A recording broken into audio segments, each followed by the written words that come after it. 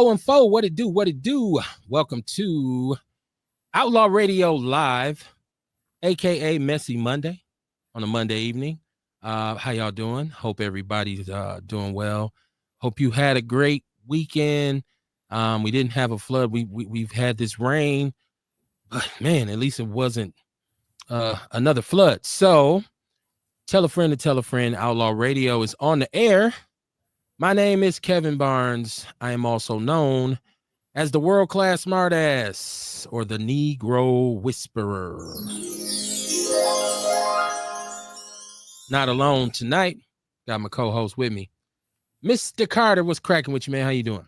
Hey, I'm all right, man. How y'all doing out there? Welcome to Outlaw Radio, where we talk that talk and we definitely walk that walk. Raising vibrations and elevating thought. Y'all better come on in. I'm trying to tell you I am the black woman lover, the black man's brother, the culture, teacher, hood healer, the ghetto witch doctor, the real motherfucking OG. Hey, mama, there go the Seamo's, man. Y'all better come on in. Hey, listen, man. The House of Vitality is still on and popping. Okay. Make sure you get down there and come get what you need. You know what I'm saying? Let's keep them immune system strong. Let's lose that weight. Let's get in shape. Whatever it takes. Let's do it. Yeah, and I guess that there's some talk. I mean, you know how talk is in the community, and actually seen a post from someone who I guess is a owner of a business down there, and she was saying that her business was basically about to close because the traffic is not what it should be.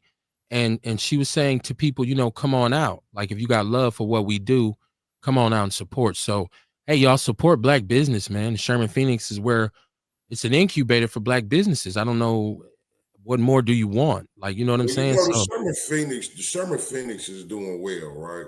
Okay.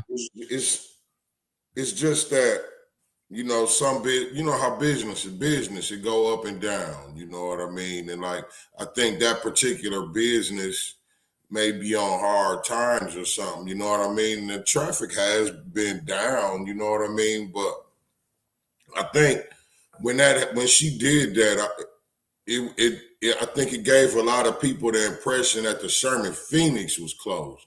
Right. You know what I'm saying? And we've been putting a narrative out there that it's not that. You know what I'm saying? Okay. We still on and popping. It's still thriving. You know what I'm saying? Hey, I hope so, man. For some reason, my Facebook feed is not allowing me to share the show. Y'all share the show. Please share the show. Let people know Outlaw Radio is on the air. I don't know what's going on here with this. Yeah, I don't know what's going on. Why it won't let me share the show. I guess I'm on some kind of restrictions, I guess. I don't know. If you're watching the show, please share it. Please share it. Please share it. I'll share the YouTube. I'll share the YouTube stuff. I guess I can't. They're not allowing me to share the show. So, how y'all doing, man? Like I said, please, you know, support black business. And this sister who shared this, who said this was somebody who normally is very popular in the city. I thought she got a lot of love from the community. You know what I'm saying? Yeah, she do. You know what I mean? That's what I say. I just think it was a little frustration mixed in there. Okay. Dion, I see you in the chat room. He said, okay, guys, I see you now. The phone is on. But like I said, for some reason, I'm not allowed to share the show. And I don't know what this is about. So let me try something right quick.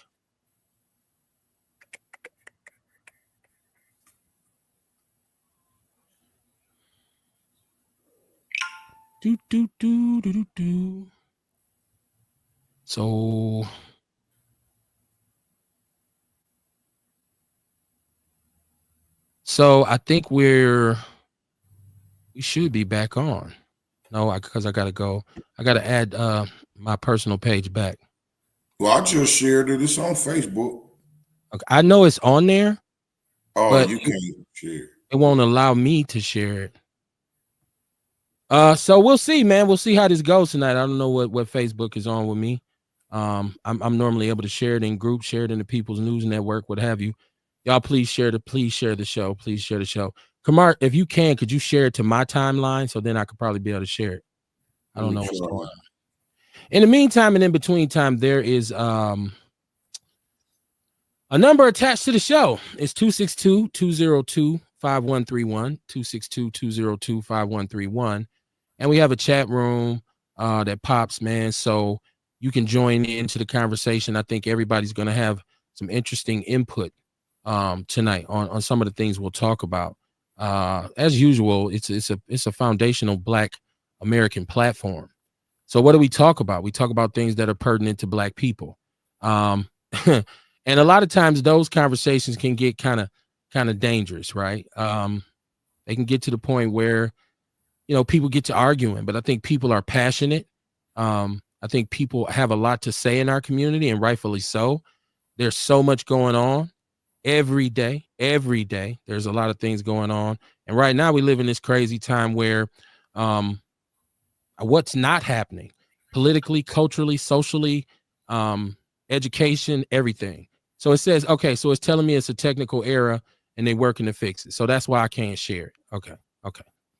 So I can't share the show right now on Facebook. But yeah, so y'all please share the show. But yeah, so what's the big news, man? The big news. That's why I want people to really share this. And I don't know if I should wait a little bit before we even talk about it. So I'm gonna get to that because I want to make sure we got everybody in the chat room, everybody online watching. Let's just start with the flood, right? Let's just start with the aftermath of the 1,000-year flood. And now it's being estimated that this flood caused some $23 million in damage to the city of Milwaukee. And it was also announced that there were 5.4 billion gallons of untreated sewage that was dumped into the waterways of Milwaukee, the rivers, and Lake Michigan. And so this is what we tried to explain the other night with why things happened the way they did. Milwaukee has had since 1993 an operating deep tunnel water sewage system. And this is kind of controlled by some gates, right, on the way to Lake Michigan.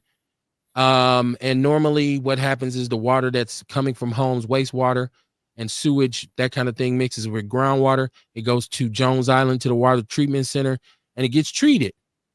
But when this underground tunnel, deep tunnel system floods, they have to release that water into Lake Michigan and the surrounding rivers, right?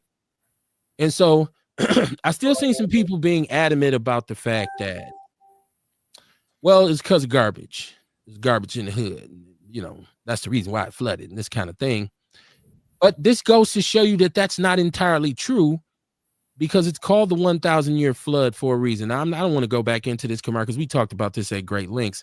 But when you talk about 5.4 billion gallons of untreated water out of necessity being released back into Lake Michigan, and only a certain percentage of that is going to be treated. So there's probably going to be some restrictions on the beaches. You're not going to be able to swim. I would encourage people to watch their water. And we do have, this is very true, we do have one of the most comprehensive water treatment plants in the country, because we've had cryptosporidium and some other things with our water. Now we got the lead pipe laterals.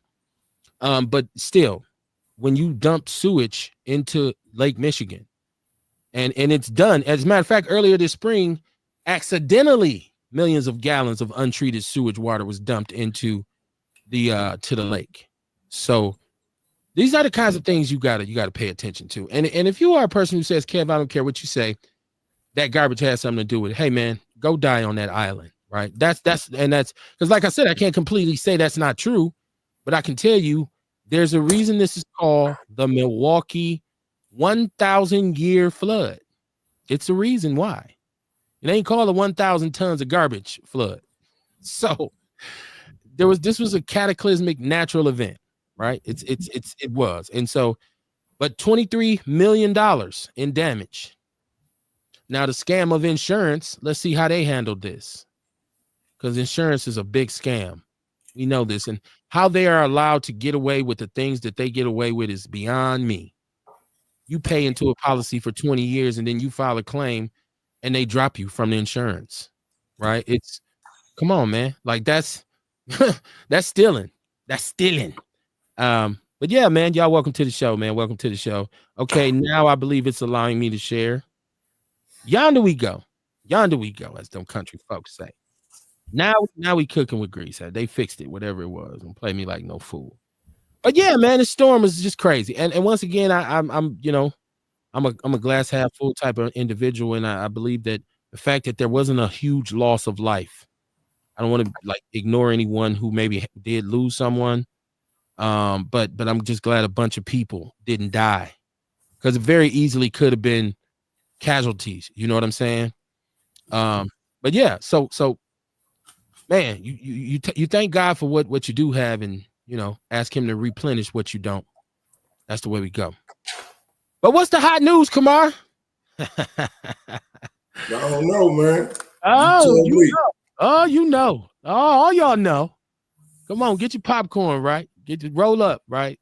Hey. The city has the mayor has appointed a new director of the Office of Wellness and Improvement, or I still call it Office of Violence Prevention. He's announced today that there's a new director, and people were surprised by who the director is.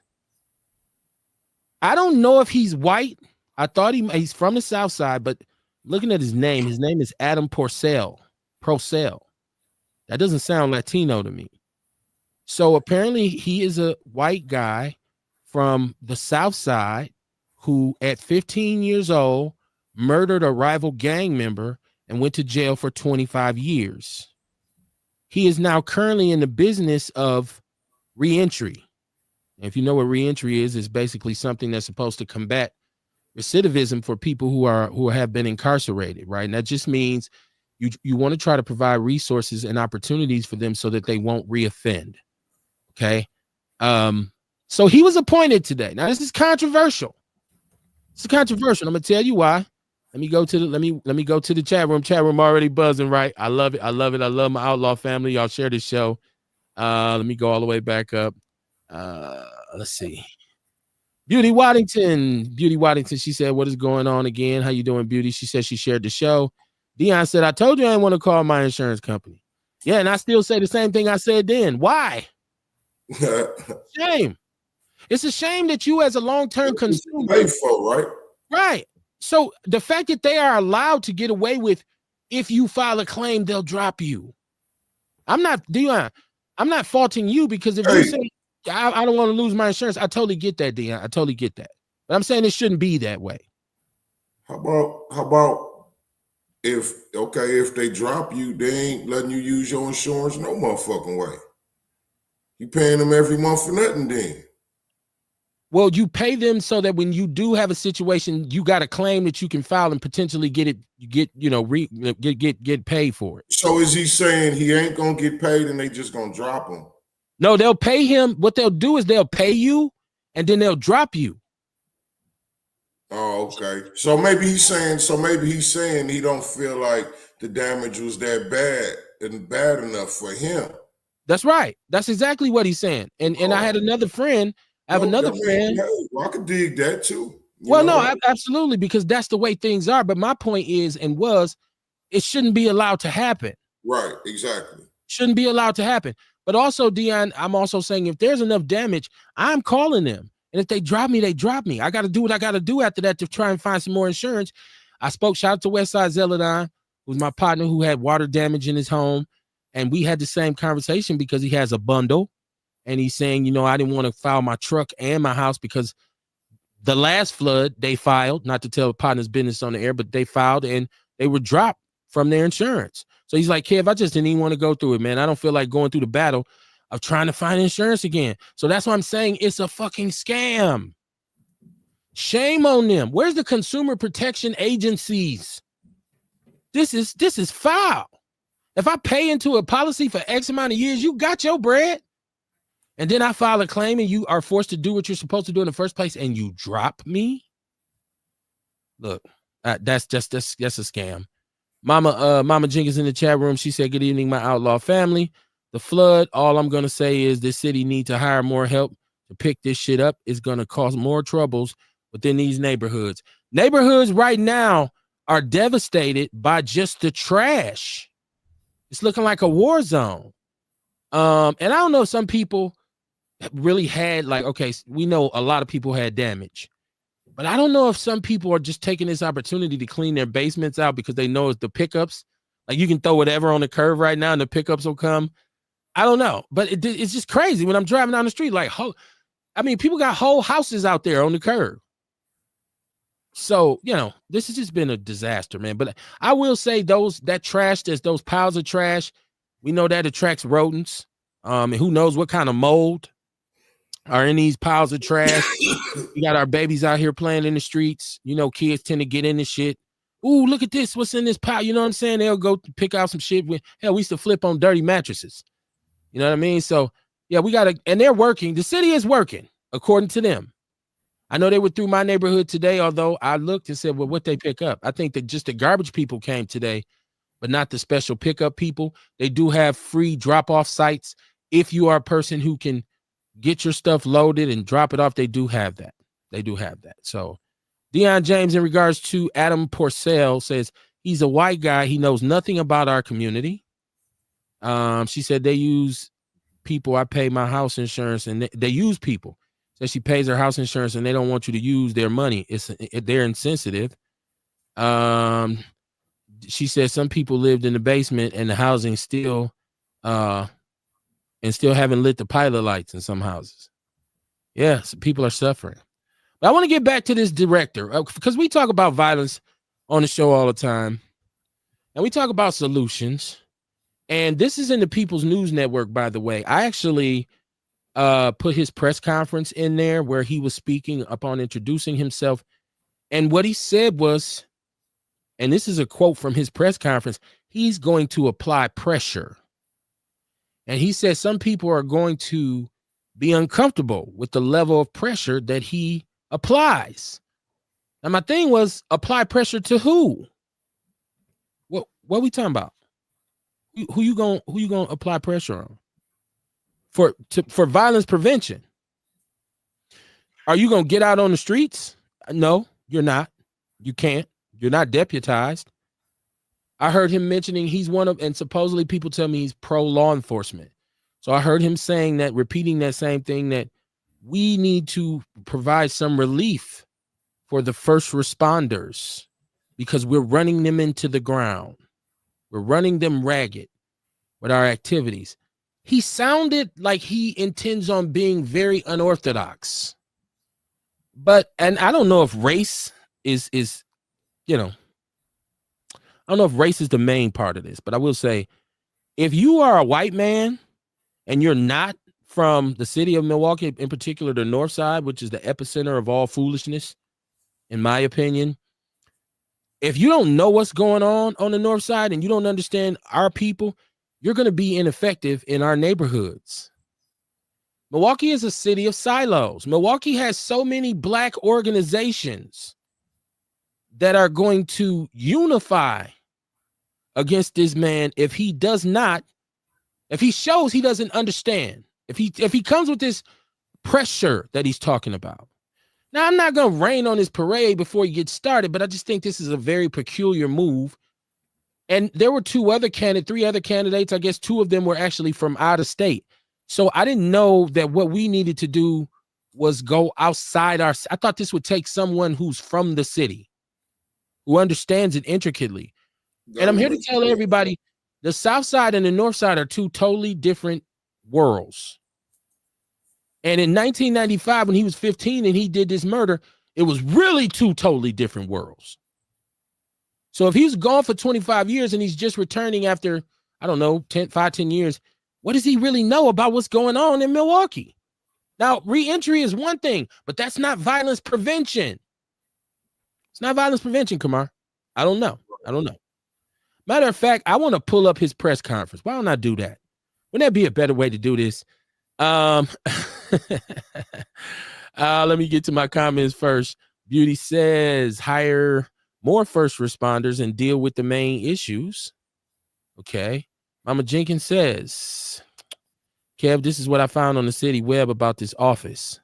She said, I'm just wondering what is his credentials and qualifications for this job. It has a lot of things that his office is supposed to do. So what experience does this guy have? If he was locked away for 25 years, make that make sense to me and others. Okay. The city's website says the official community wellness and safety brings together agencies, experts, and community resources in efforts that reduce domestic and intimate partner violence. Yeah, it's supposed to be like a one-stop shop, right? But once again, I think a lot of people, myself included, and without knowing him or knowing, because they said he was in reentry, which is okay. Okay, you did a lot of work in reentry, but that and the myriad of programming that the this office is supposed to provide is a little bit bigger than reentry. So I don't know. Once again, it's confusing to me. And so the number is 262-202-5131. I always ask that if you know more than I do, please educate me on the situation. I'm always on a quest for knowledge. I don't see this working. I see this imploding simply because I don't know that he is as connected to our community as he should be. Right? Because once again, we got to think about the fact that this city has so many different small components.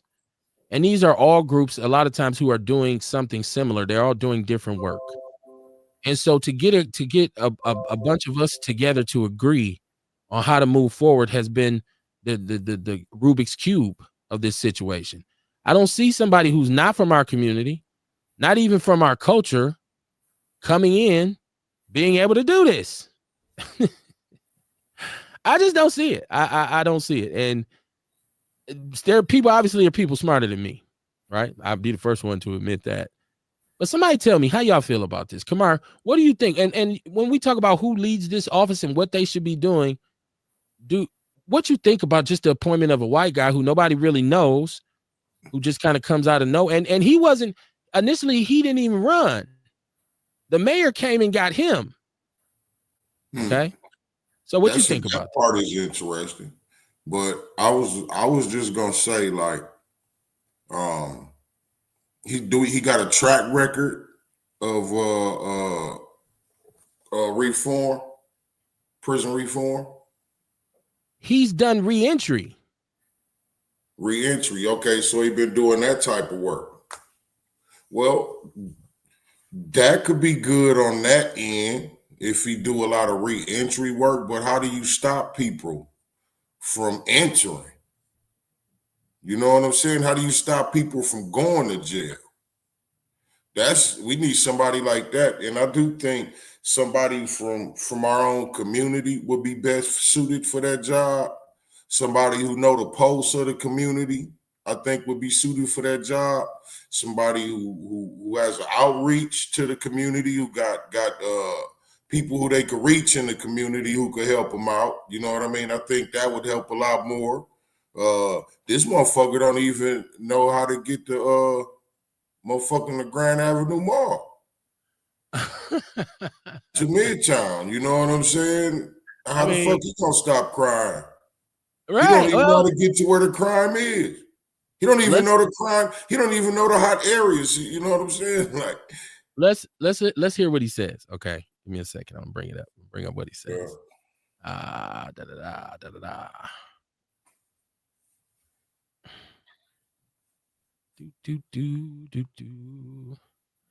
Here we go.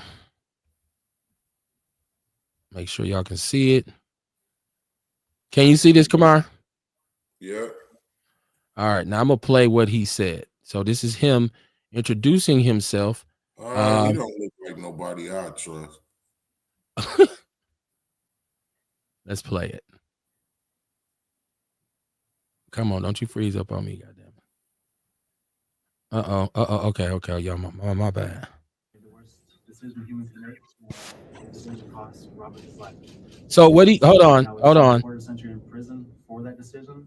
What he's talking about is what he went to prison for.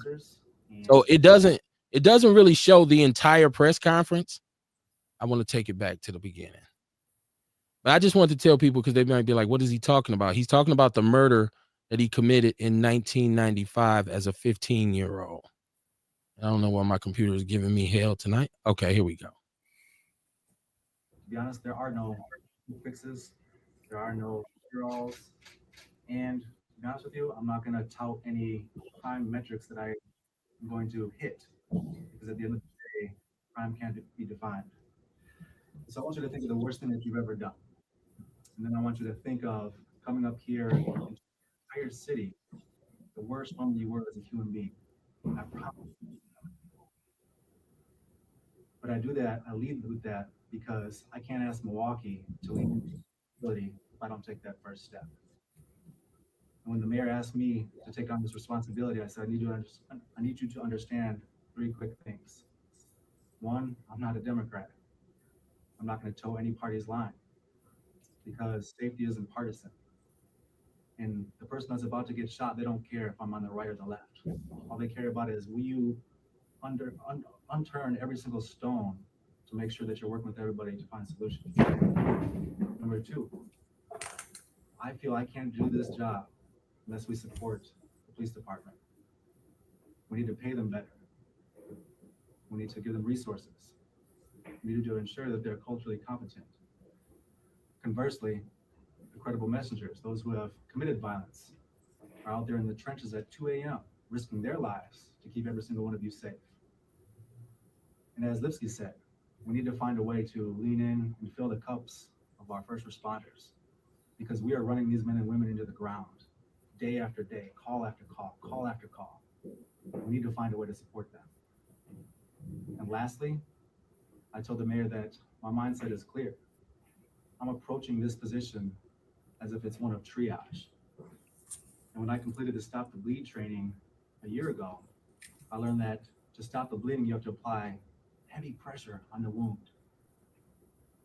And I don't know if the community is ready for the pressure that I'm going to apply. And I told the mayor, I said, if the pressure I apply is too uncomfortable, no hard feelings, you can fire me. But I'm going to work every single day.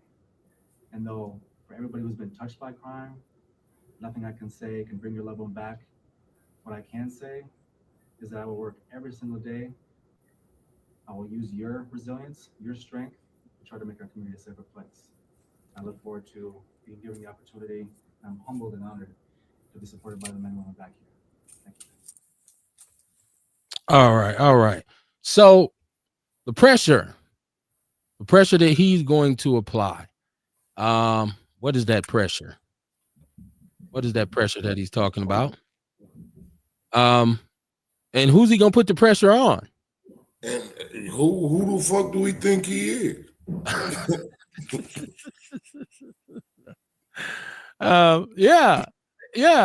This is all.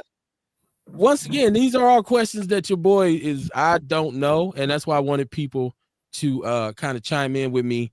Caller, give me a second. Let me reset my phone, because I'm having a very hard time. Facebook is doing something very weird to me. I cannot share the show, so I don't know what's going on. It's sharing. I don't know, but share the show, please. Share the show. So I'll let you all know when the phone comes back on. I reset it, and then you can call in, because I already seen. I think that was Sean Moore calling in. So give me a second. Facebook is playing games with me tonight. I don't know what's going on. So let me see. Go to the chat room. This is Beauty Waddington. She said, what is his agenda? Nope, not qualified. Okay. Mama Jenkins says, we know nothing about this guy. How do you prevent when you got baggage yourself that you're dealing with? Little buddy always got fucked up plans. So here we go again. Well, we do know he was a gang member and he killed a person. Beauty says, can they find a way not to serve and protect the Black community? Who is he applying pressure to, and where does he stay? Very good question. Gmo Capone, what it do, man? What it do? Long time, my brother. No, long time no here. Welcome to the show. He said, "What it do, family? What's going on with you, man? How you doing tonight?" So yeah, this is where we're at with this whole appointment. This is so initially this was all one thing headed up by Reggie Moore, and then it was not anymore, and then it was split into two different things. So then there was Anita Holman who came in, who was a sister who her background was more in therapy, and she wanted to start to deal with trauma, and she wanted to do informed trauma care, I guess was her basis. Well, she lasted a quick second, right? Ain't that crazy how they take over some black folk shit and just smack a white face on it? Well, she was black. That's what I'm talking about now. Well, yeah, now, but Ashanti Hamilton came after her. Same thing. They still smack the white face on it. Well, I guess they're saying if you niggas can't do it, we'll do it for y'all. That's what they saying, right? That's sarcastic. But does the fact that he's white, would that prevent him from actually being able to do the job? No, not necessarily. Okay. Not necessarily. I just, at this point right now, I just think it's other people right here in our own city that would be better suited for the job. I could be wrong. I don't know what he all about. You know what I'm saying? Like we say, we don't know this guy. Little buddy just went and grabbed him. Hey man, you want a job? Well, he must have been doing some revolutionary work in re-entry for him to just be, you know what I mean? Like for somebody to just grab him up. He, once again, I don't know who he is, and I'd like to know more about him, because if he's going to be an effective leader, which right now I have my doubts, we'll see. Now I got a caller. The phone is back on, y'all. So caller, what's your name? Where you calling from? You know what? This is mighty funny that I call from my business line and I get right through. I call from my personal line. You know what's funny? Right, you know what's funny is that you probably not listening to the show, because I just said I had to reset the phone because Facebook I heard you say that. So what you talking about? I heard you say that while I was calling though. Right. Well, yeah. So I said hold on, and I'll call. I'll answer when the phone. What you want, Sean? What's happening, family? What's happening, family? What's happening, boy? What's happening?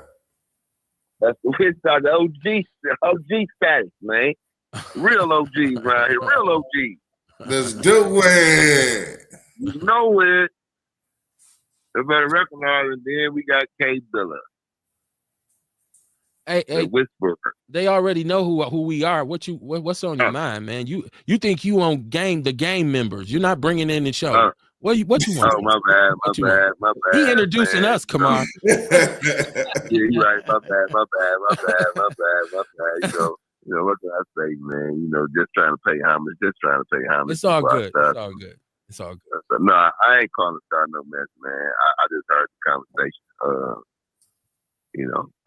We were having a conversation earlier. That's right. That's right.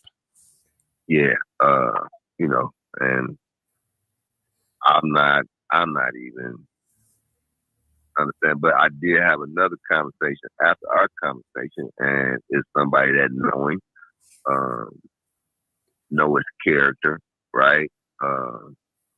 They believe that him not being tarnished by the systems that are in place is a great thing, because he's gonna come in with some new ideas.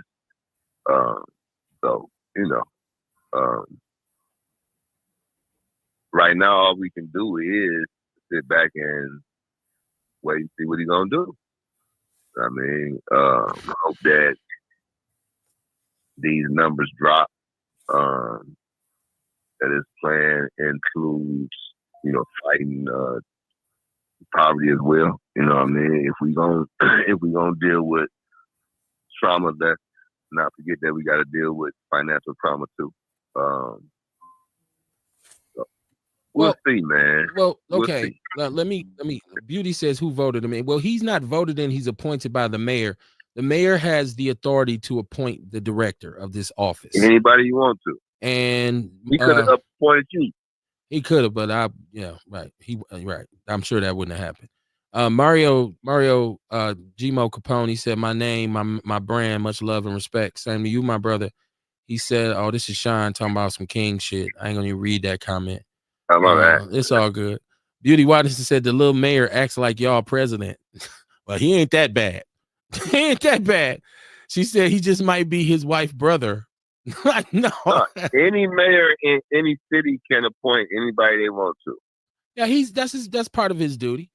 Gmo said he heard you on the Low show today. He didn't say that. I said that. Not gonna say dude name. He said big ups, respect. Yeah. Sean was on the radio today. He was on the truth.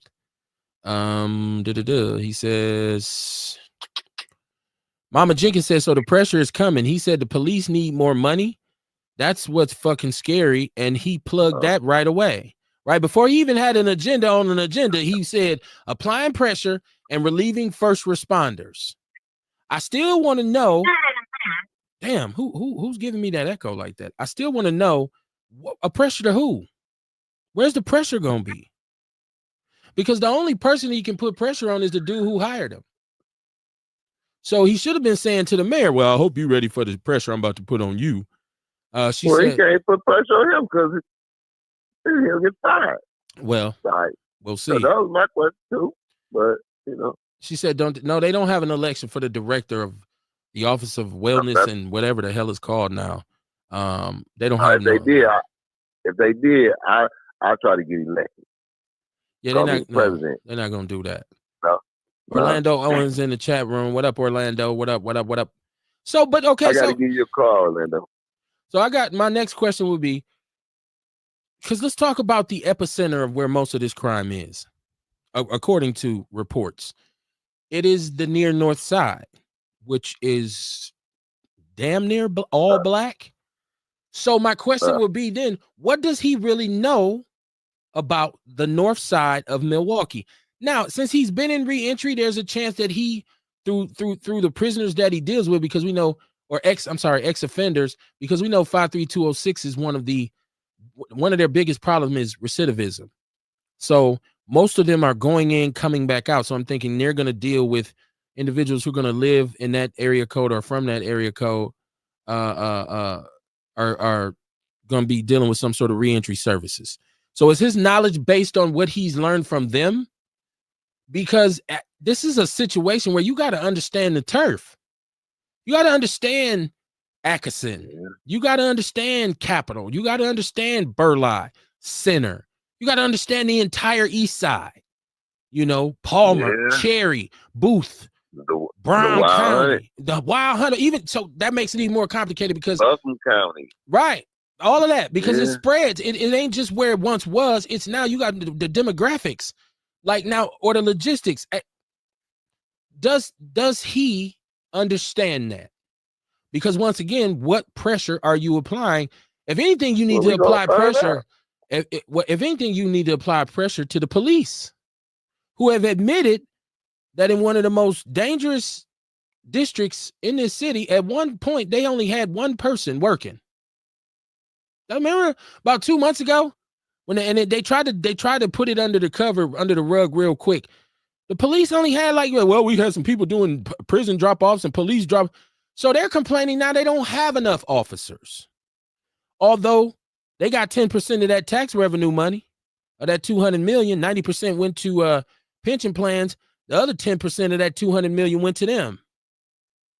Under this law that our mayor signed for the tax increases, Act 12, they were in there. There was a mandatory increase in officers. There was money given to them for additional officers through that. So who you putting pressure on, bro?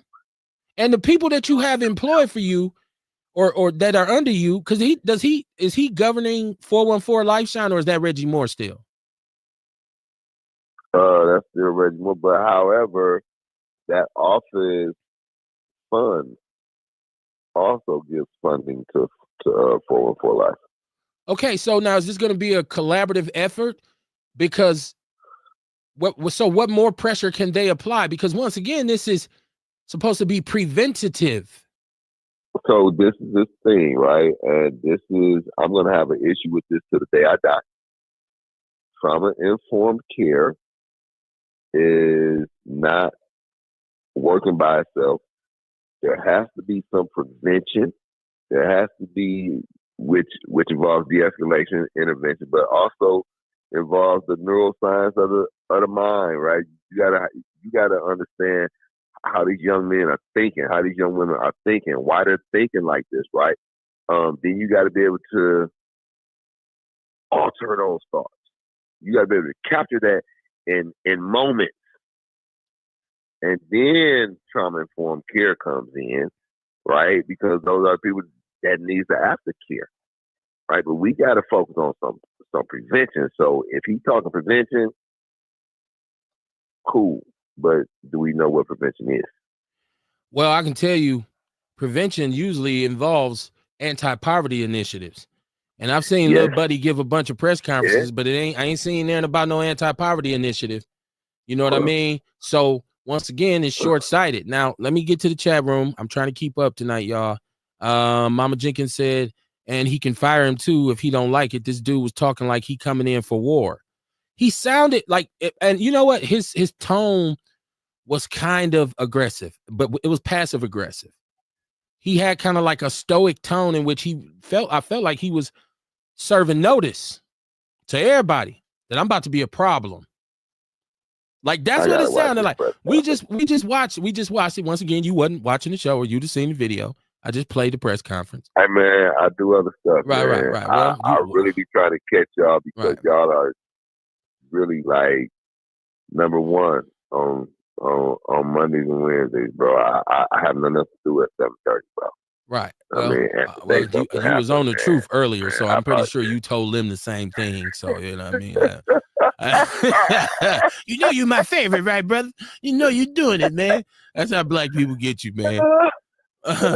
Mama Jenkins said he did say that Lil Buddy.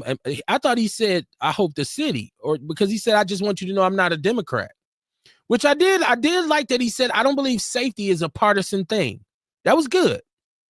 You know, we are the party poopers on this show. We poop on both parties. I thought that was dope that he said that because it's really not. And he also said, I refuse to toe any party line.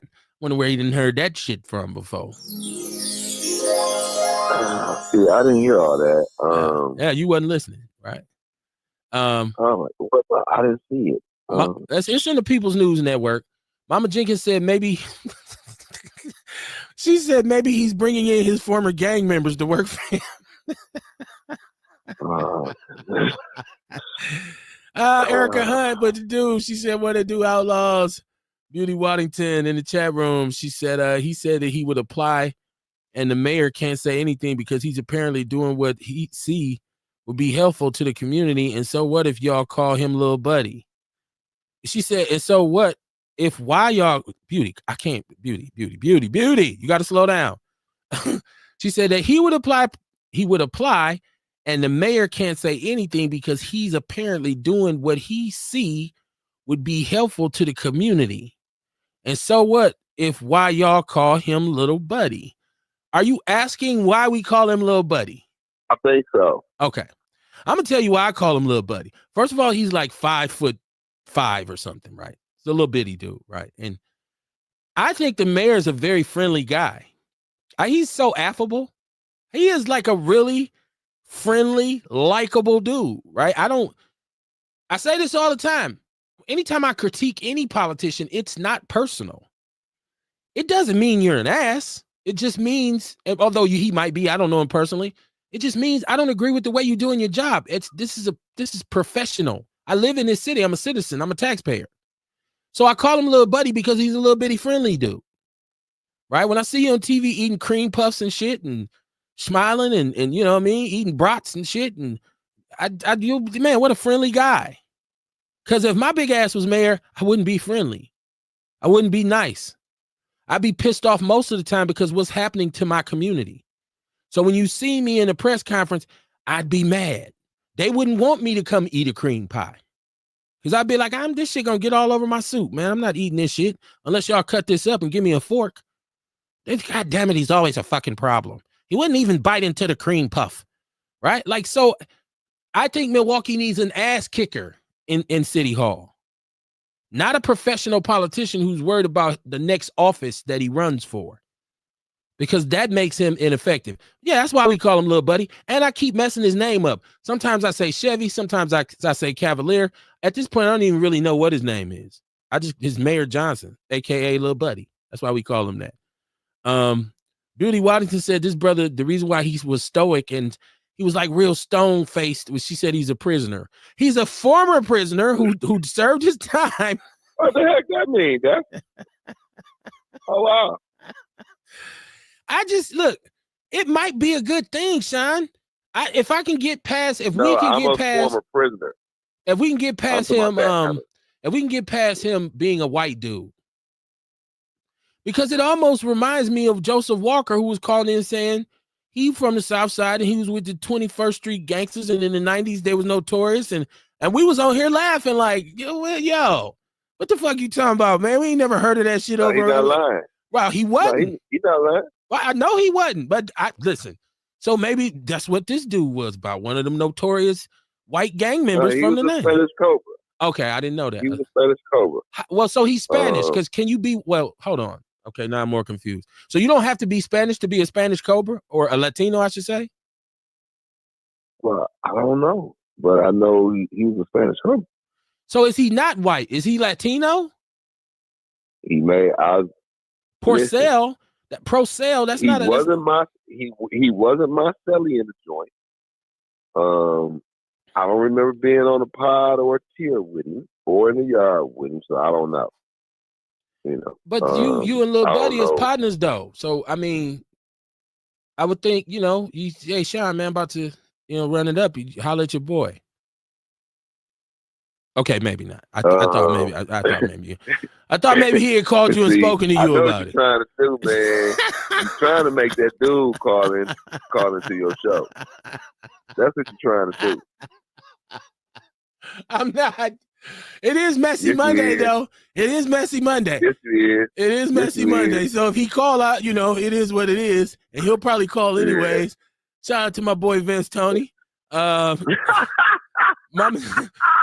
Jigga said, I call him Little Buddy because he remind me of a character that's little and always a friend to all that shit. She said, "Hey, Mama Jigga." Yeah. This is Mario. This is G-Mo Capone. He said Cavalier need to be tapping into these local podcast shows. What the fuck? Yeah, if you're not on the truth, I don't think people listen.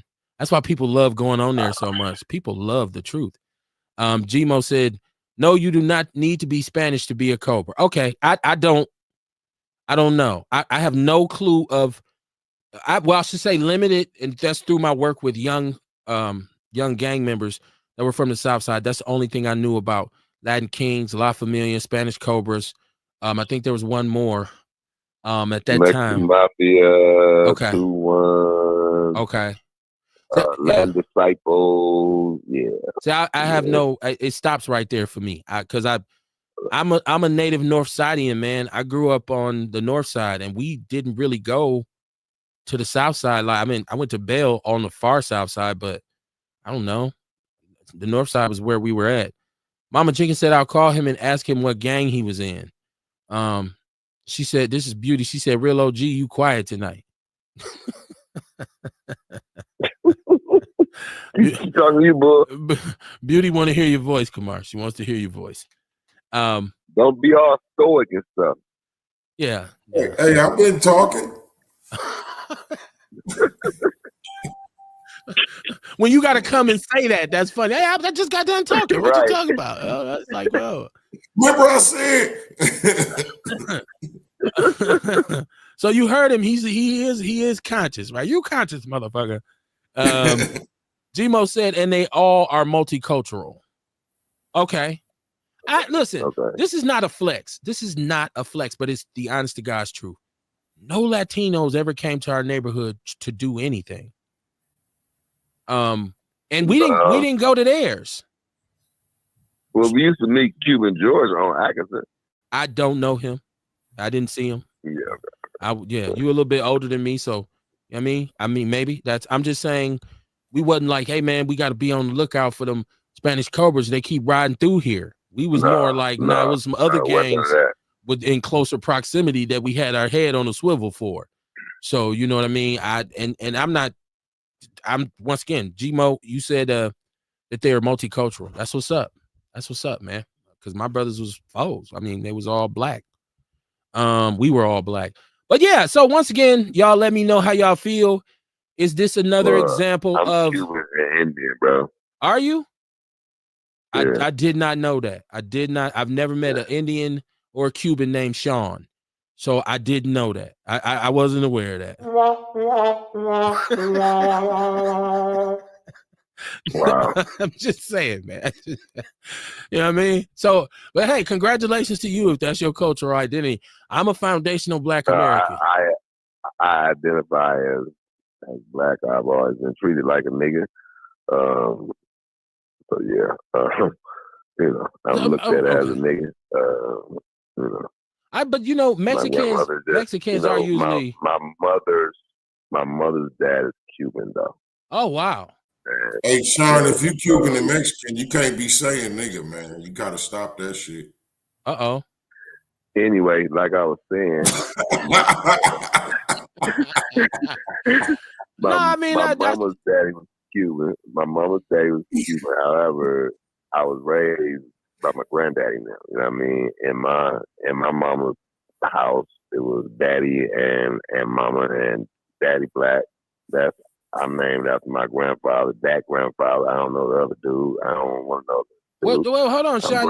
But so you might have some descendants that are Spanish and Cuban, but you're not actually that, because I think as far as you go, you're blacks. I mean, shout out to your ancestors, you know, but your stature is Mexican, because you like what 5'5" or something like that.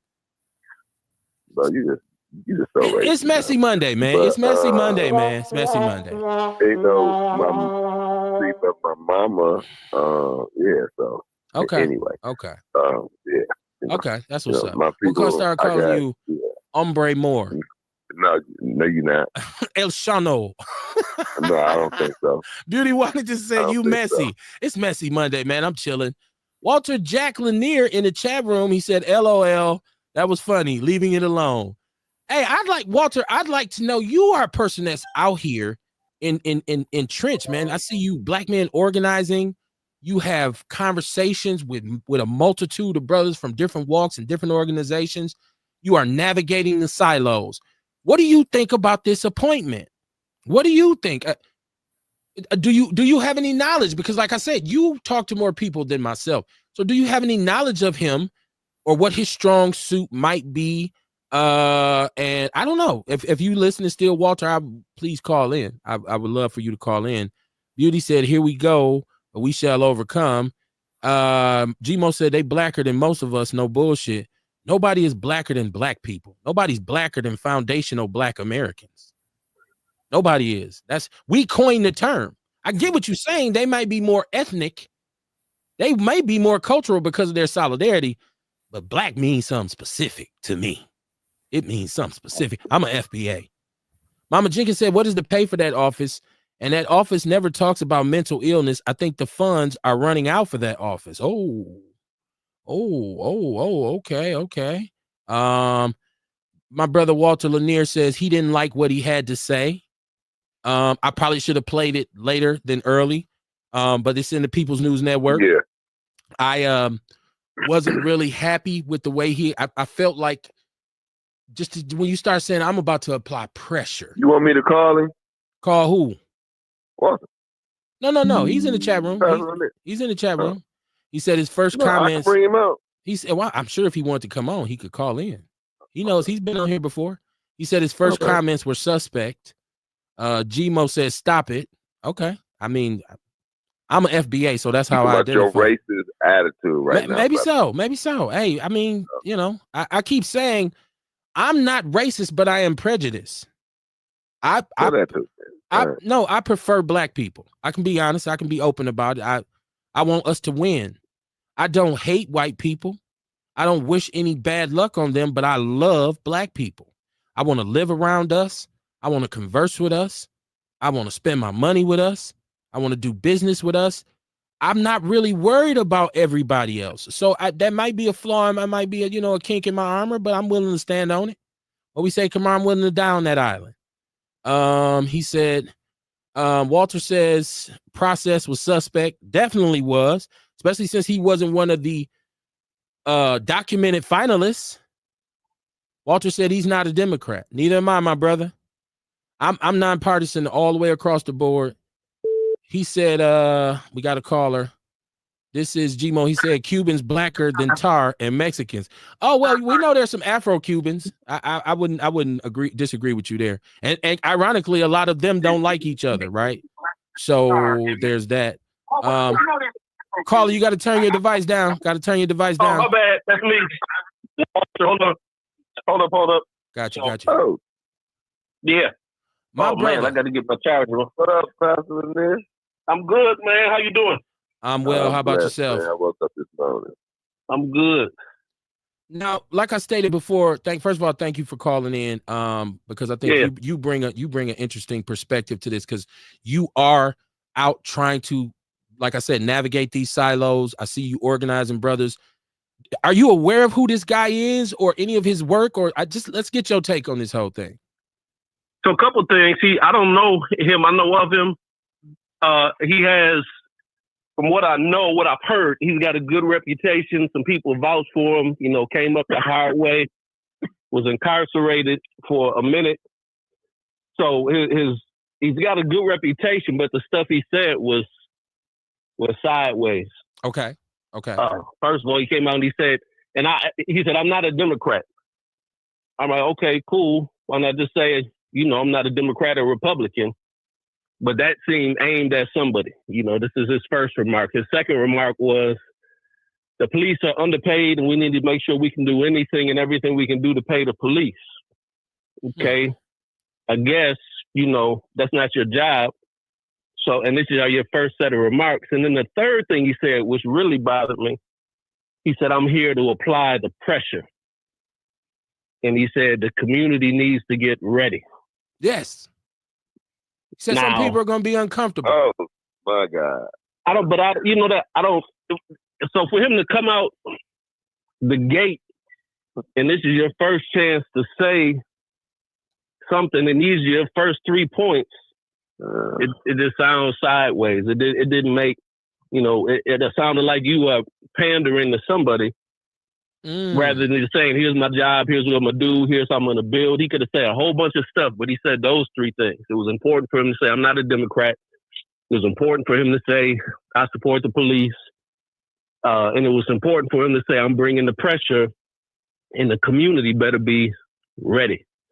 So I didn't like any of that, especially in this environment where federal government is coming in and trying to take over black and brown cities. I didn't like it at all. Oh, that's a good point. And I hadn't even, but now to his credit, he said, I'm not a Democrat, but he said, I don't believe that prevention is partisan. Yeah. Okay. So I'm with that. Yeah. But why just, he could have just eaten that. And I'm not tripping on him not being a Democrat. Why not just leave that part out? I'm neither am I. That was pointed, right? Yeah, that was pointed. Right. Now, I asked my brother Sean and I asked Kamar, if he is white, does that affect his ability to do business on the north side? Well, I think it probably does.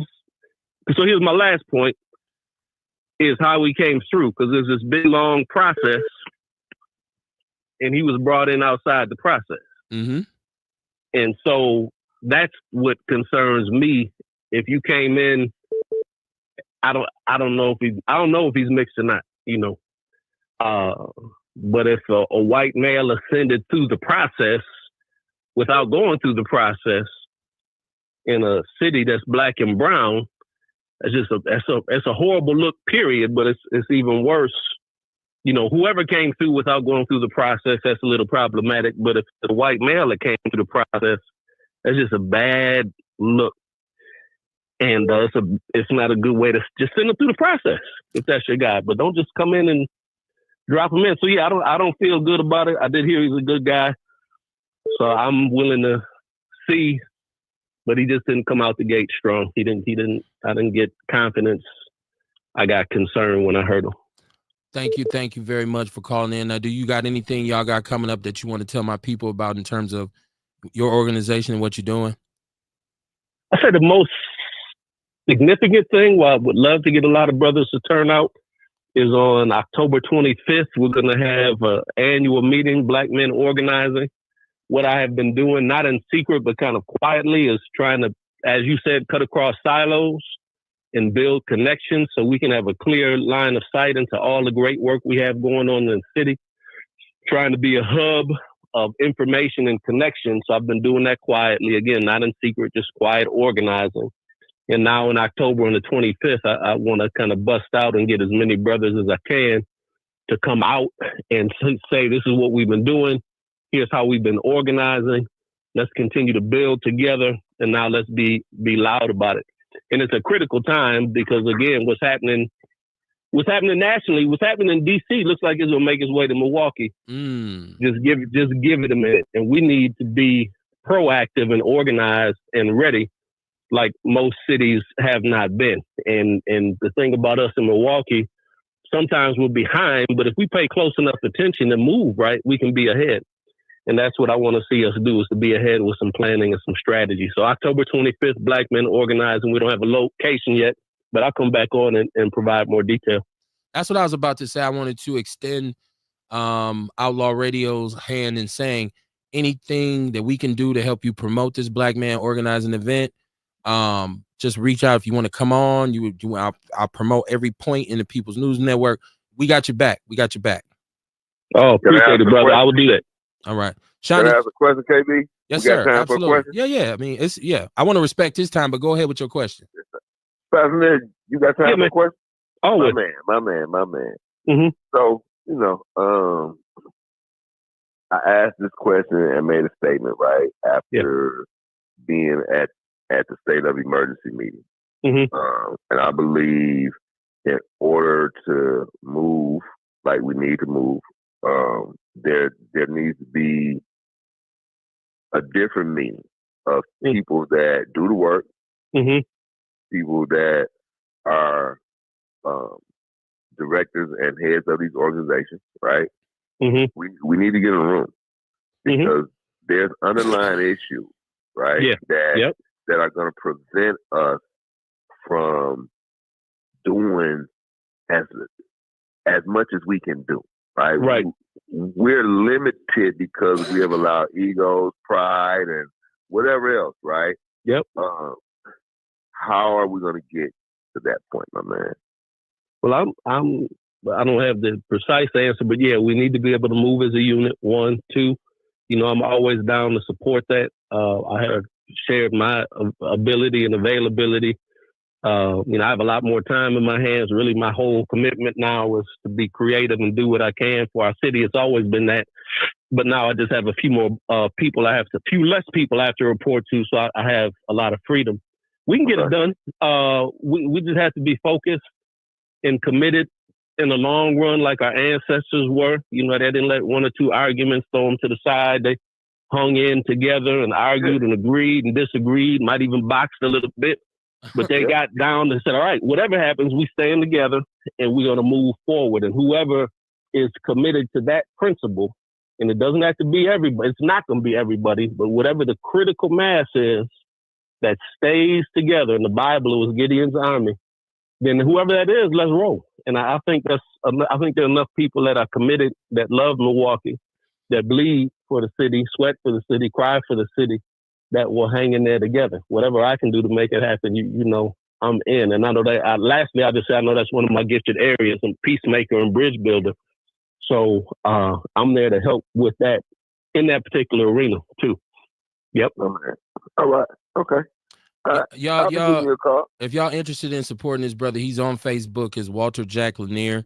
If you want to inquire about his organization and how you can support, trust and believe he'll be on the show. So you'll hear about this event. My brother, once again, I want to thank you for coming on, man. I always appreciate your contribution. One more thing. Do not go on Tory's show, because if you go on Tory's show, man, you don't get it, man. Man. Listen, no, I just whoa. My bad. No, man, that's just for you. That's just for you, Sean. Oh, Hey, that's just we me. want this brother everywhere. We want him heard everywhere. Hey, I'm Toy should glad invite you him. said that. Now people know I ain't been lying. That's just for you, man. It's personal. It's personal. Well, I wasn't on the line when he said that. I clicked off. Yeah. Okay. He you know, and shout out to Tory Lowe, man. Shout out to Tory Lowe, man. You know what I'm saying? Yeah, shout out, man. Yeah. Love the story. We gonna get it, man. We gonna get it. We all thoroughbreds. We gonna get in the line. Yep. There All we right, go. Joe. All right now. All right. Man, shout out to that brother, man. I've you know, we've conversed. I've just interacted with that brother. He's a good dude. We need all these kinds of people involved. Let me go to the chat room. Is this Orlando? What's up, cuz? Hold on now, Orlando. Let me go to this chat room. My brother Walter was saying, give cops more money. That's what dude was saying. He's saying, I'm confused. He said, I'm applying pressure. Erica Hunt is saying, I'm confused what y'all talking about. We're talking about the appointment of one Adam Procell, who appears to be a white guy, but maybe he's not. Maybe he's Latino. He's from the South Side, as the director of the Office of Wellness and Prevent, whatever it's called. I can never remember the name of it. I still call it the Office of Violence Community Wellness and Safety. There you go, Community Wellness and Safety. So we're talking about that. And what makes this kind of crazy is that he was not, they announced who the 3 finalists were, and he was not included in those 3. So that's a whole other thing with the integrity of, you know, if you're going to tell me I'm a finalist, then you pick somebody who wasn't even in the group. That's a whole other thing. Beauty Waddington is in the chat room, said, put A.L. Smith and Master Lock back into the community. Well, I keep waiting. I keep waiting for an anti-violence initiative. I'm sorry. Anti-poverty initiative. I said violence. Anti-poverty. Right. Yeah, it's cool for you to talk about it, Sean, but I want the mayor to come up with one. No, I'm not talking about anti-poverty initiatives. You said anti-violence. Right. I meant to say poverty. I meant to say poverty. Right. She said, what is y'all talking about? Beauty said he wanted to make sure he got people's attention. He did it. He got our attention. He got our attention. She said the mayor hired him to talk to who is Democratic minded. Well, he missed that already, because the first thing he said is, I'm not a Democrat. I'm not a Democrat. And he said, I told the mayor that. And he said it with a straight face, like he sound like he been in the streets. Because, you know, when you on the turf, you say what you mean what you say. And you don't wink or blink when you say it. I told dude, I ain't no Democrat. I was like, okay. I was loving that energy until he got to talk about pressure.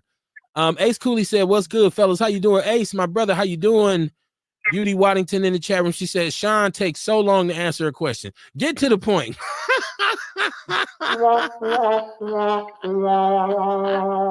Messy Monday. Let's go. Messy Monday. Ace Cooley said, yes, this is him undercover trying to call martial law. He's agreeing with saying that what's going on right now with Trump, and he's meandering. He's meandering. Beauty said, who is trying that? She said, what about the women and children? Ace Cooley said, the DC situation, right? I know Washington, DC, that's that, right? Shout out to Slumdog 20. Slumdog $20. He said, I know this is not sports talk, but the Brewers are playing really good. Shout out to the Brewers, right? And shout out to Slumdog, right? You right. Free hamburgers and shit. Yes, sir. Yes, sir. The Brewers are playing very well, Slumdog. Yeah, you right. He said, look, man, this was on my mind. Mama Jenkins said, I was very concerned at his demeanor and the words he chose to use to address the citizens that's looking for a safe city. I would really like to know, where's his focus point to start cleaning up the trash that was left in that office?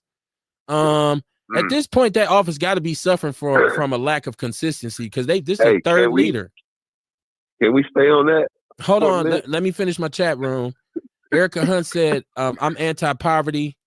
Mama Jenkins said, oh, this is actually my brother Walter Lanier saying, or Pastor Lanier, I should say, said Mama Jenkins, he agrees with what she's saying. And then this is Dion saying, I'll say fuck Tory, he's a Trump supporter. Messy Monday, man. I didn't say it. He said it. I didn't say it. I don't have nothing against Tory. I was fucking with Sean. Me and Sean joke around like that. I know. Me and Sean joke around like that, but that's kind of like an in-house thing for us. That's how we talk to each other sometimes, my brothers and myself. Walter says, Beauty Waddington, LOL. This is Dion. He said, did you see the video I sent you, Kev or Kamar? Are you talking about the 20v1 thing? Is that what you're talking about? You did send me that. She said, y'all don't mess with Union. What does Union have to do with the new director of the Office of Vice? But unless you're saying anti-poverty, I don't see how unions, they argue for a wage sometimes, or, you know, for certain workers, but they don't represent enough people. And they're really not a linchpin in poverty, you know, anti-poverty initiatives. I don't think the union is self-serving. They're self-serving. Why you even answer that question? Why you even answer that question? I'm reading it. I'm reading the chat room. What do you mean? This is what we do. It's Messy Monday. I read whatever you put in the chat room. Oh, okay, you're right. That's Messy Monday. That was a perfect question. You're right. Well, I got Orlando. Right on point. I got Orlando on the line. Orlando, what's on your mind, man? Oh man, I'm just taking it all in. What's going on, Outlaw family here in Walter? Much love to you all. You know, him and I definitely have disagreements. We both are, you know, part of the police community, but we definitely got different positions. But I do know Adam a little bit. He's hold on. Hold that thought. Hold on. Let me merge. If he knows, because we finally got somebody who knows him. So I want to bring. Okay, now Orlando, you were saying you know him. Talk about that for us. So I know of him from the, you know, just from a organizing, you know, landscape. They have the Reentry Council. He's been part of that for years. I think he's now leading the Reentry Council. So there's a Reentry Council that happens like on Wednesdays. For those who don't know it, of all these nonprofits that work around reentry. And he's been part of that for years. I think he recently became like the head voice for that. He was also part of the Partners in Hope. No, is that right? Yeah. So there's a whole thing with the guys coming out of prison. So I'm not saying yes or no or up or down. I'm just saying he, you know, he's done some work in this area, and I've seen Adam around. In what area? Violence prevention? Reentry. And then they had this whole thing over at the I want to say again the Reentry Council that has all these nonprofits that work toward, you know, working with individuals coming out of, you know, who are justice impacted. I guess that's the best way to say it now. And he's been part of that for 2 years, man. I'm not saying yes or no to the pick, but I'm just letting you know he's been in that realm. I mean, we may not like the pick or kind of what he said. That's a different conversation. But as far as kind of where he's been, I can't say all where he's been, but I can tell you because I'm in and out of it. But he's in that conversation. I have to say that. He's in a conversation about reentry, though, right? Well, I asked him a question and he told me where he knew of or was familiar with the brother from. So now that's thank you for answering that question. Reentry. Right? No, that's right. And so I don't know if there's what they got to do with violence prevention. Right? I'm trying to find the correlation, right? Like no, ain't no correlation. The correlation takes too long, KB. The correlation with the reentry, I would assume, goes to the prevention because he is connected to a lot of these, you know, different circles. Again, just that's the one piece. I don't know what else he does. But reentry is reactive. It's not proactive. It's what happens once they've committed a crime, gone to jail, and are coming back into the community, which is needed work. I'm not in Orlando. I'm not coming down on you. I'm saying it's needed work, but I don't understand once again. So the resources you're going to require for, you know, offenders who are coming home might be different from the resources you need to prevent somebody from going in the first place. Yeah, they are different. My guess is that his resume will come out. It's been clear. They let us know that, you know, he's formally, you know, impacted himself. And they think that's a good way to go. So I'm assuming, you know, the preemptive efforts also will come out from all what he's done. So okay. I appreciate that. What? I appreciate that. You said what? The preemptive efforts that he's been doing will also come out. Well, if there is any. Now I do got another caller. Right. Dion, I'm assuming. Right quick. No, wait, hold on. I got another caller. Is this Vince on the line? Nope. Oh, this is Erica. What's up, Erica? Same difference, just in a different gender. Stop it. You Stop always it. doing that, Stop bro. it. You Stop. always doing It's that. messy And Monday. then when the baddie in me come out and start It's cussing you messy out, Monday, though. queen, like you love me, and you Hey, don't. he just told me it's messy Monday. It is messy Monday. I'm about to get messy because I'm tired of you coming for the unions like we're not a line of prevention. I have not said anything about the did. unions. I did. was a union organizer. I did. But ain't got nothing solved yet. I did. I come for the union. Yes, I did. I'm your Huckleberry. It's Because always messy. Messy one. right, that's true. That's true. It's always messy. Orlando, don't be messy because you know you had no problem hopping in a couple of them conversations when my name was brought up, Mr. Messy. Oh Well, Lord. I'm saying, you say that's kind of how you deal, so it's all good. It's kind of how what deal, Orlando. It's par for the sport, is what I'm saying. Par for the sport. We talking golf. Somebody's now. tone got a Stop little light instigating. over there when he was trying to say that.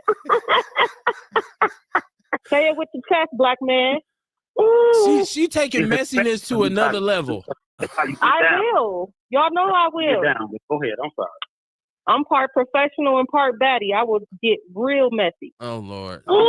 Not the real man. I'm all daddy myself. I don't know what that means, but be woman is what you do. You all what? You all rep Republicans, so hush. I rep man, but go ahead and do what you do, Erica. You is master's roundabout, nigga. Whoa. Oh, he got Listen, quiet there. let me go to my chat room. The messiness is getting out of control. Let me see. Let me see. Let me go to my chat room, y'all. Sean, I'm blaming this shit on you. That's cool. Even if it ain't your fault. This is actually Vince. Shout out to Vince Tony, the homie, Vince Tony. He said, I just tuned in. He said, I just tuned in. If the mayor didn't select the brother or Karen Tyler, totally full of shit. He said if he didn't select the brother or is Karen Tyler full of shit, that was a bitch ass move. He said, I was at the three finalists meeting. After that meeting with Karen and talked to her personally. Kev, do you have space to call in? Come on in, Vince. It's Messy Monday. Come on in, Vince. It's Messy Monday. He said the mayor. He gotta wait till Sean get off the phone or Orlando. No, he don't. My shit is up to par. You got all them three ways? He upgraded. What you talking about? The whole neighborhood in this motherfucker. Vince, hold on. Let me finish my chat. Vince says the mayor need to walk his weak ass off the job. Yeesh. It's Messy Monday. Mama Jenkins said, do we have, she said we have a re-entry on this side of town. Maybe Tojo can enlighten us on him. Okay. I can enlighten you on. This is Beauty. She says has the mayor been in the news a lot? I mean, when he needs to do a press conference. Tojo call in too. You know what? I'm gonna professionally tell y'all to shut the fuck up. Whoa. That is not professional. Hold on now. Hold on Okay. now. It ain't that messy. Hold on. I ain't gonna disrespect They each keep other. messing with me. I ain't even got a chance to talk. They keep messing. Well, you talk. My big brother side. You talk, but hold on. Ace says, I see we got a failure of communication tonight. It's definitely messy tonight. Ain't it? When is it not? When is it not? Let me see. Vince, you're welcome to call in. Jump in the conversation. And if you're just tuning in, it's Outlaw Radio Live. Nah, man, I do this, man. But it's Outlaw Radio Live, so it's all over the place like bird shit. So if you think, what are they talking about? Sometimes you have to be listening to jump in the conversation. Now, Beauty said, let her talk. I could have swore when she called in, she was talking. She wasn't. That ain't what I was wanted to talk about. They well, you should have started. Okay, well, let's do this. No. Let's do this. Everybody just hold their comments. Let's see what Erica wants to talk about. I just want to say hi, y'all, and I'm feeling a whole lot better. And yes, while y'all keep coming for the unions have created spaces. They are enforcing contracts, and we are a lot bigger than what y'all are talking about. And then when y'all say the union, it's not just one union. There are multiple unions in every industry. And we right now are on the field protecting the American workers, which haven't been to jail, so they don't need a re-entry program. The ones who make your ketchup bottles and serve you and protect you in so many industries, including to the nurses that put the IVs in your arm. So while y'all always coming for the union, we're a strong line of defense right now while we in this poverty war. Are you finished? Can I, KB, Hold please? on, I want to make sure she's I can pass done. the mic. I want pass to the make. mic now. Well, I'm gonna say. Let me start. I'm gonna say the union can kiss my ass because number one, they don't protect everybody, right? And so it's only certain jobs that are allowed to unionize. And number two, I don't see the union as an important tool for violence or poverty prevention. So, I mean, if you got a job, then you pay your dues. Yeah, you can get a union. The union is as big a scam as insurance. Insurance is a scam. I'm gonna pay. But everybody needed their insurance when it just. But excuse me, Erica. We let you talk. but it's Shut up, Tom. It's 20 years of me paying you until I have an accident, and then you kick me out. After you kick me off after, but I've been paying you 20 years. I had one accident, you kicked me out. That's a scam. The union is the same way. Well, give me my union dues, give me my union fees, and I might work 20 years and never have an incident or never have the need for a union. But even if I do, their protection only goes so far. It's certain points I get to with the union when they say, "Yeah, we can't really help you with that. I'm sorry." Well, give me my damn money back. So here's my defense of it. Hold on. Not your turn. Sean, why you still trying to orchestrate some shit? We're not done. He wants to speak to this union thing. So, Sean, everybody's spoken. Please elaborate for us. Erica. And okay. I'm so tired of you coming on with the same stuff. I'm not gonna cuss tonight, right? We are so tired of you advocating. We are so tired of you advocating for this fraudulent system. Okay. I have witnessed the union just tear people's lives apart like they've helped some. All right. So all this union. Wasn't nobody even bashing the union. We really weren't. They ain't got nothing to do with the topic, right? Nothing to do with the show. And you come on every show. You might be the reason I left podcasting because I don't want to have a guest like you. Dang, I'm that important that I made you stop a whole line of your income because I wasn't getting paid for this. It was enjoyment. You were taking the joy out of it. Then why you still talking? Why you ain't hung up yet? Well, listen. I know you will. Sean, you got yours. Orlando, do you have anything you want to say to Eric in regards to the union? I mean, she is a union representative, right? And she's doing her job. She wants to do that. Again, if that's her position, she also got to take the criticism if that's her position. Trash. Okay. Kamar, you got something? Did you belong Hold on, we got to let the witch doctor. Kamar, he said, "No, I'm smoking. I ain't got time." I'm down. Okay. So I ain't got a dog in the fight. Okay, got you. Because I know Beauty want to hear you speak, so we got to make sure you know. We got to make sure Beauty get her some witch doctor. I mean, not like that. I'm just saying, like it's messy. Listen. I want to get back to what we were talking about, y'all. But let me go to the chat room.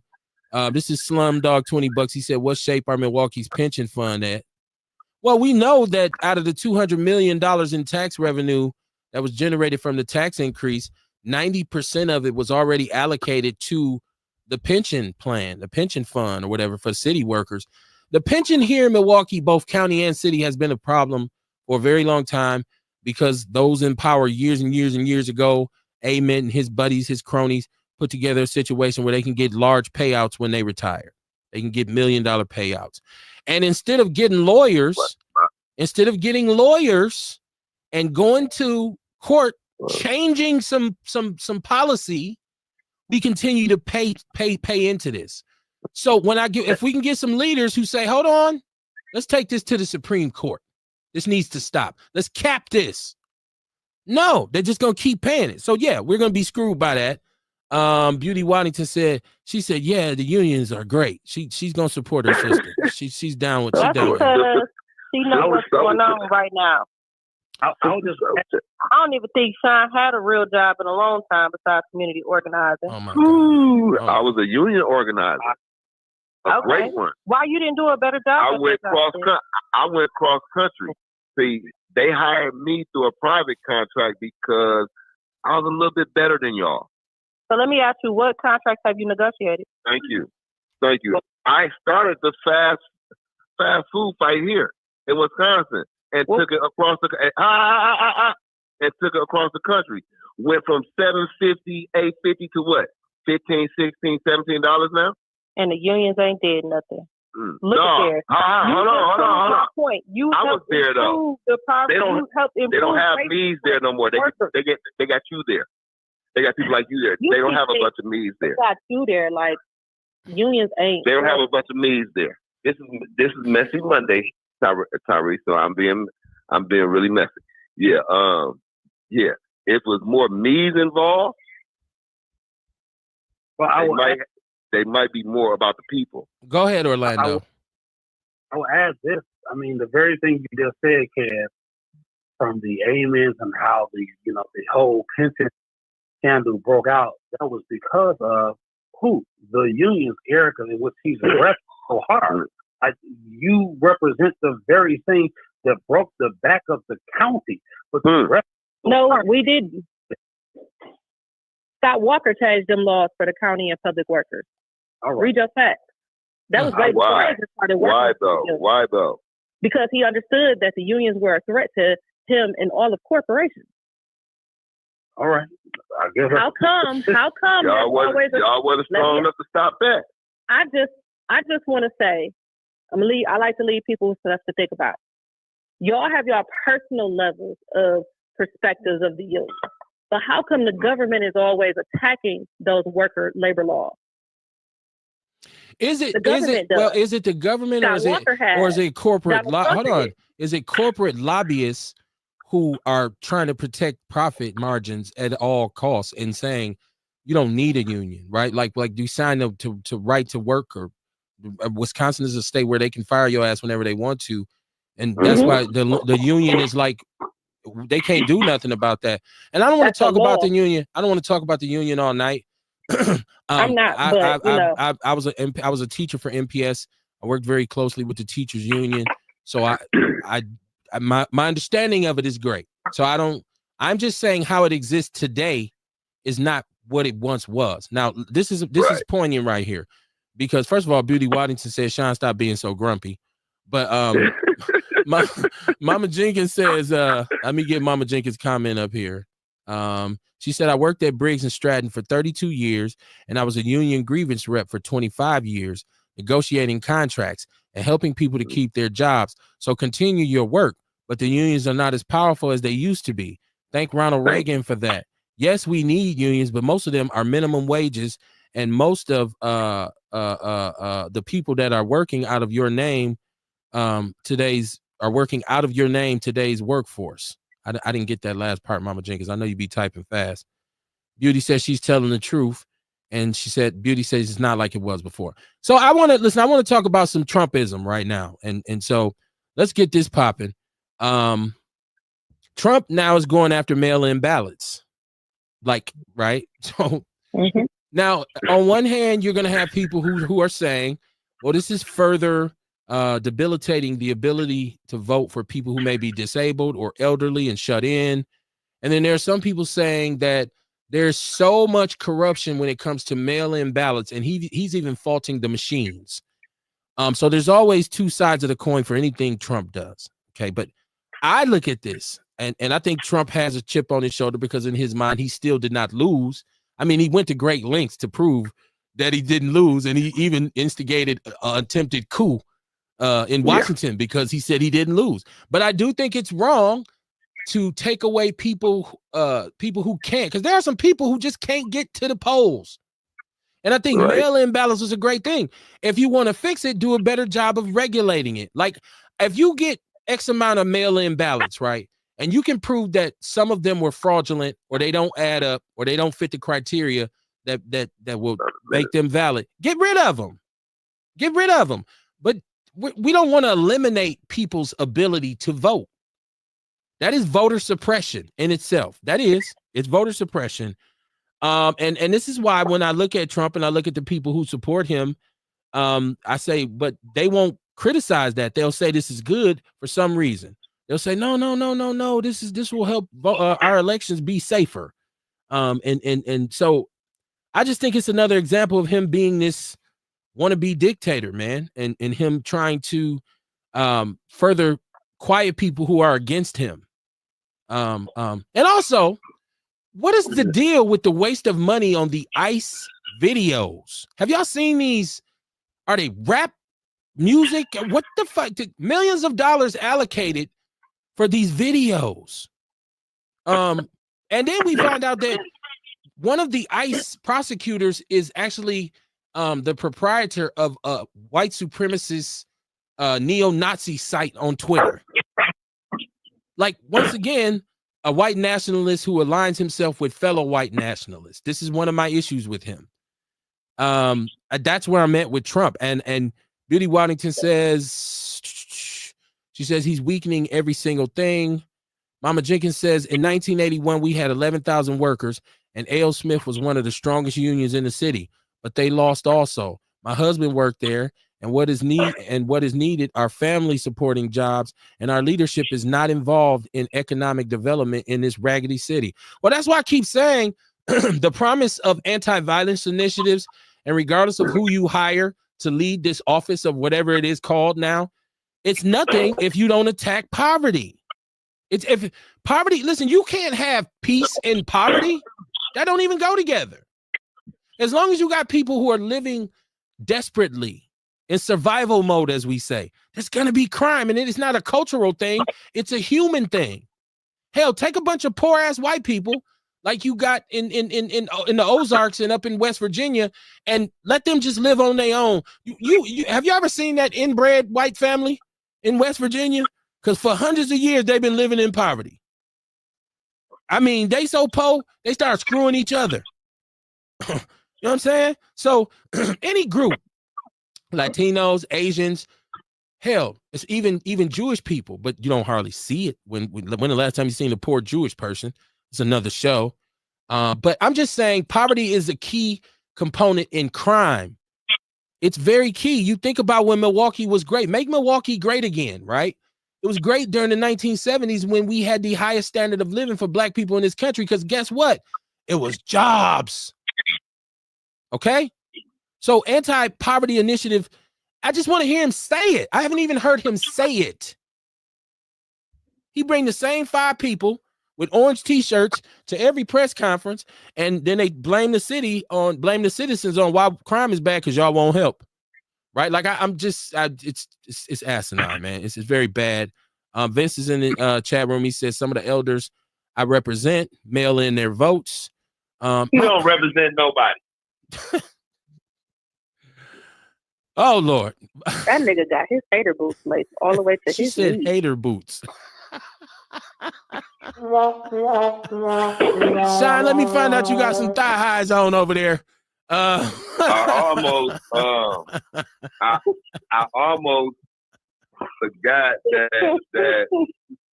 that I'm being nice to people, man. I'm really trying to be led. You know, I indulge in Messy Monday. You know what I mean? But right. Yeah. No doubt. Don't go too far, young lady, because Can I add really this? know how to get messy. Go ahead, Trump. I almost called you Trump. Go ahead, Orlando. Jump in here. We know that here in Wisconsin, with voter ID, we had a whole list of people in the nursing homes, no ID required for mail-in voting. So we know there's a whole list. You all may not agree, but there was a whole list of things that we didn't even have election officials going to nursing homes. We had a whole documentary that was made that family members of members in nursing homes said, my mom can't even tell me who I am, but she's voting. That's the one point. Then Hold on, Lando. Hold on, let him Come on, finish, bro. Sean. Let him finish. All right. Then we talked about the whole idea of like jobs here. There's a whole initiative to bring manufacturing back that I think in Port Milwaukee even initiated today with like a huge initiative to pull back more manufacturing because they believe that the forecast is that Wisconsin is primed for a comeback, which again speaks to what Trump has said about this, bringing jobs back to America. And then let's not forget about also what happened today. And yet, was it Friday with Putin being in Alaska, and then having 7 or 8 world leaders here in the United States talk about how to get to a peace treaty or a ceasefire with the two countries right now, Russia and the other one, Ukraine. trying to get to Ukraine, a peaceful. This economy is booming, and these issues are important. What economy? The economy that hopefully will unleash here, even here in Milwaukee. It's not booming. It's not booming. You can't say it's booming and then say hopefully. I ain't jumping in. Let me say, and just the anticipation of it, because even the local workforce board is investing more money into manufacturing training opportunities here in the state. But you're training for a job that's not here. Amen. And more importantly, hold on. When the last time you paid We Energy with some anticipation? When the last time you got to the counter at the grocery store and said, "Hey, the economy gonna get better. I'm anticipating more money." They say, "Take this food, Orlando, and get out of here. You a fool." The economy is suffering. Are you not seeing all these businesses closing? Are you not seeing all these people losing their jobs? The economy is not booming. Let me say this. I have a huge heart for what I saw up and down, 51st and Billard and Hampton, all the stuff I saw on the curb. I saw that, and it moved me emotionally to see how many people were affected by the flood. No doubt, it is. I mean, you saw that, and I'm pretty sure you all saw it. It is hard to watch all the stuff on the curb. But I also want to say that we have to change the economy in this country, and all the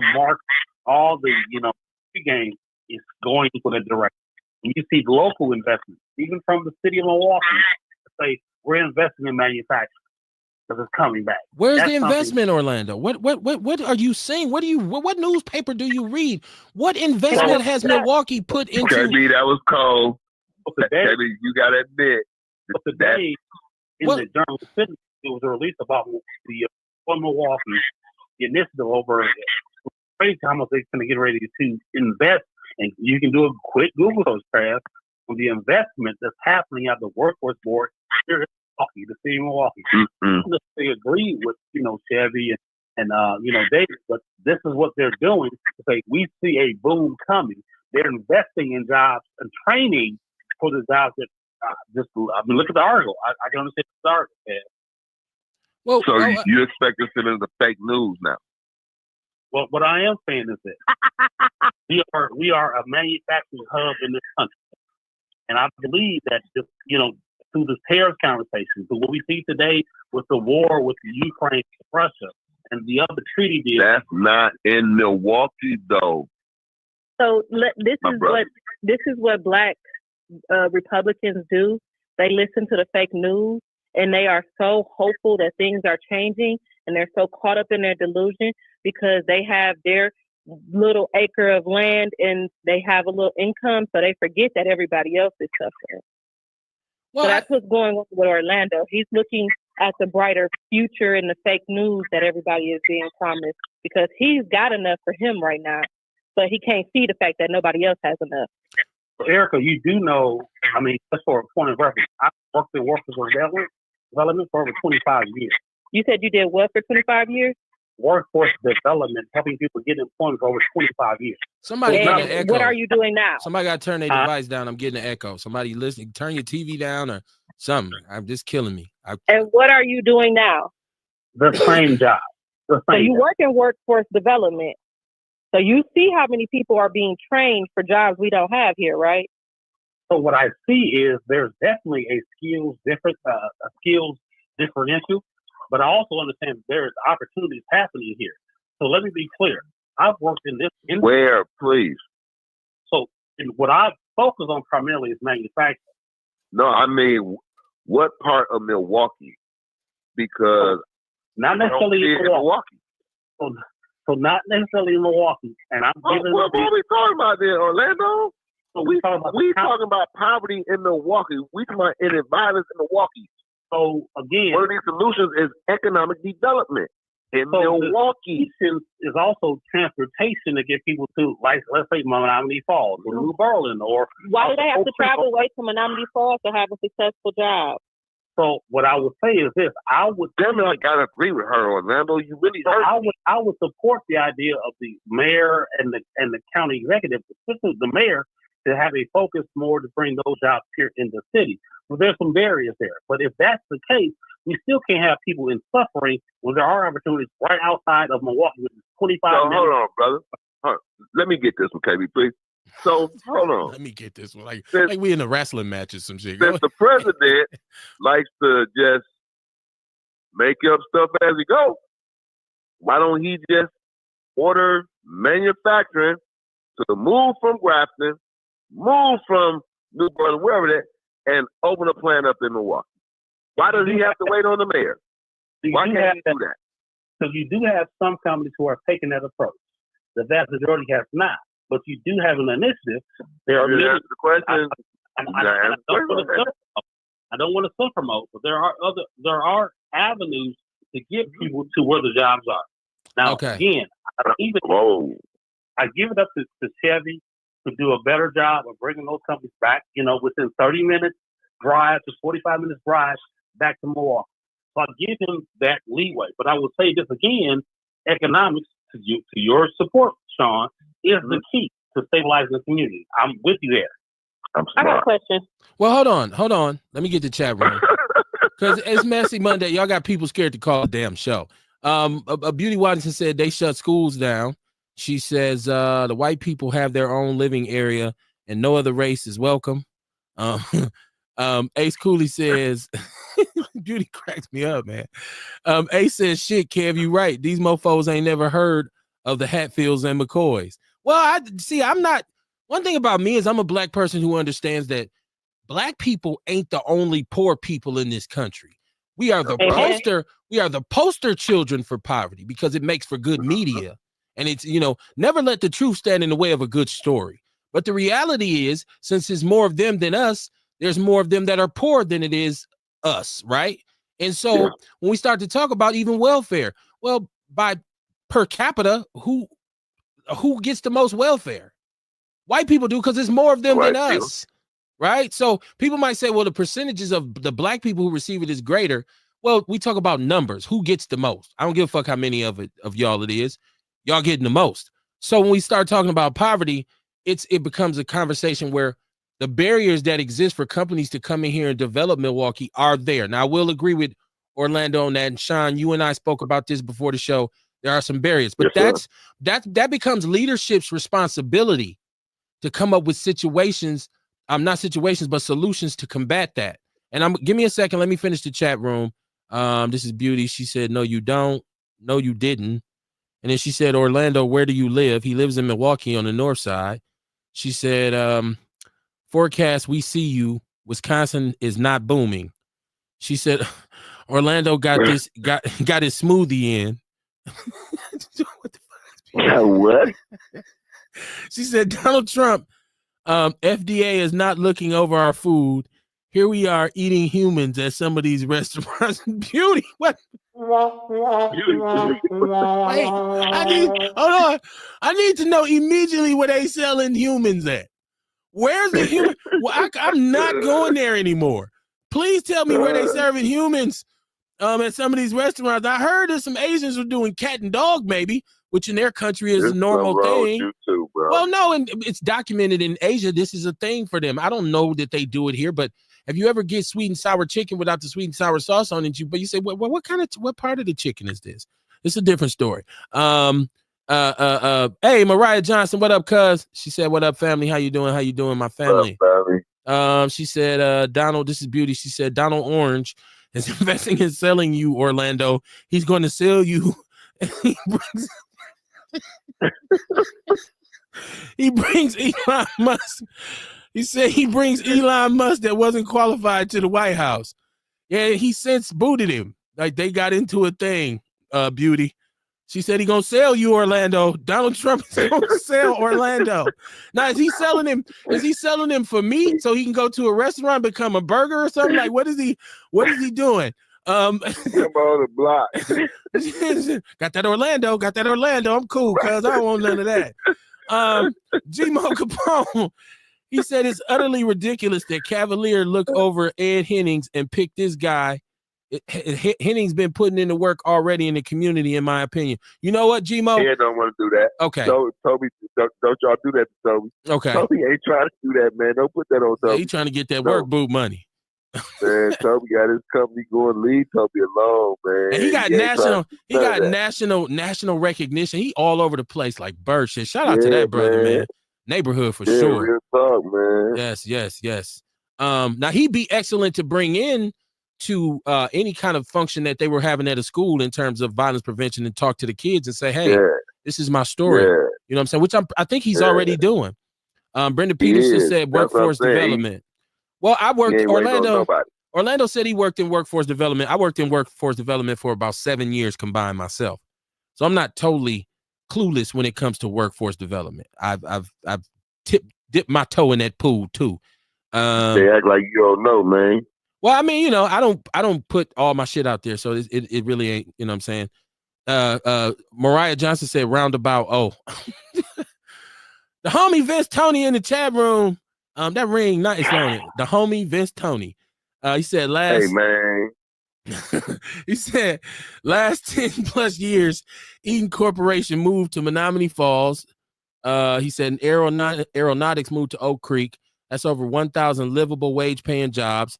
Manufacturing not coming back to this country. He said Orlando full of hold on, let me finish reading the comment, man. He said Orlando full of shit.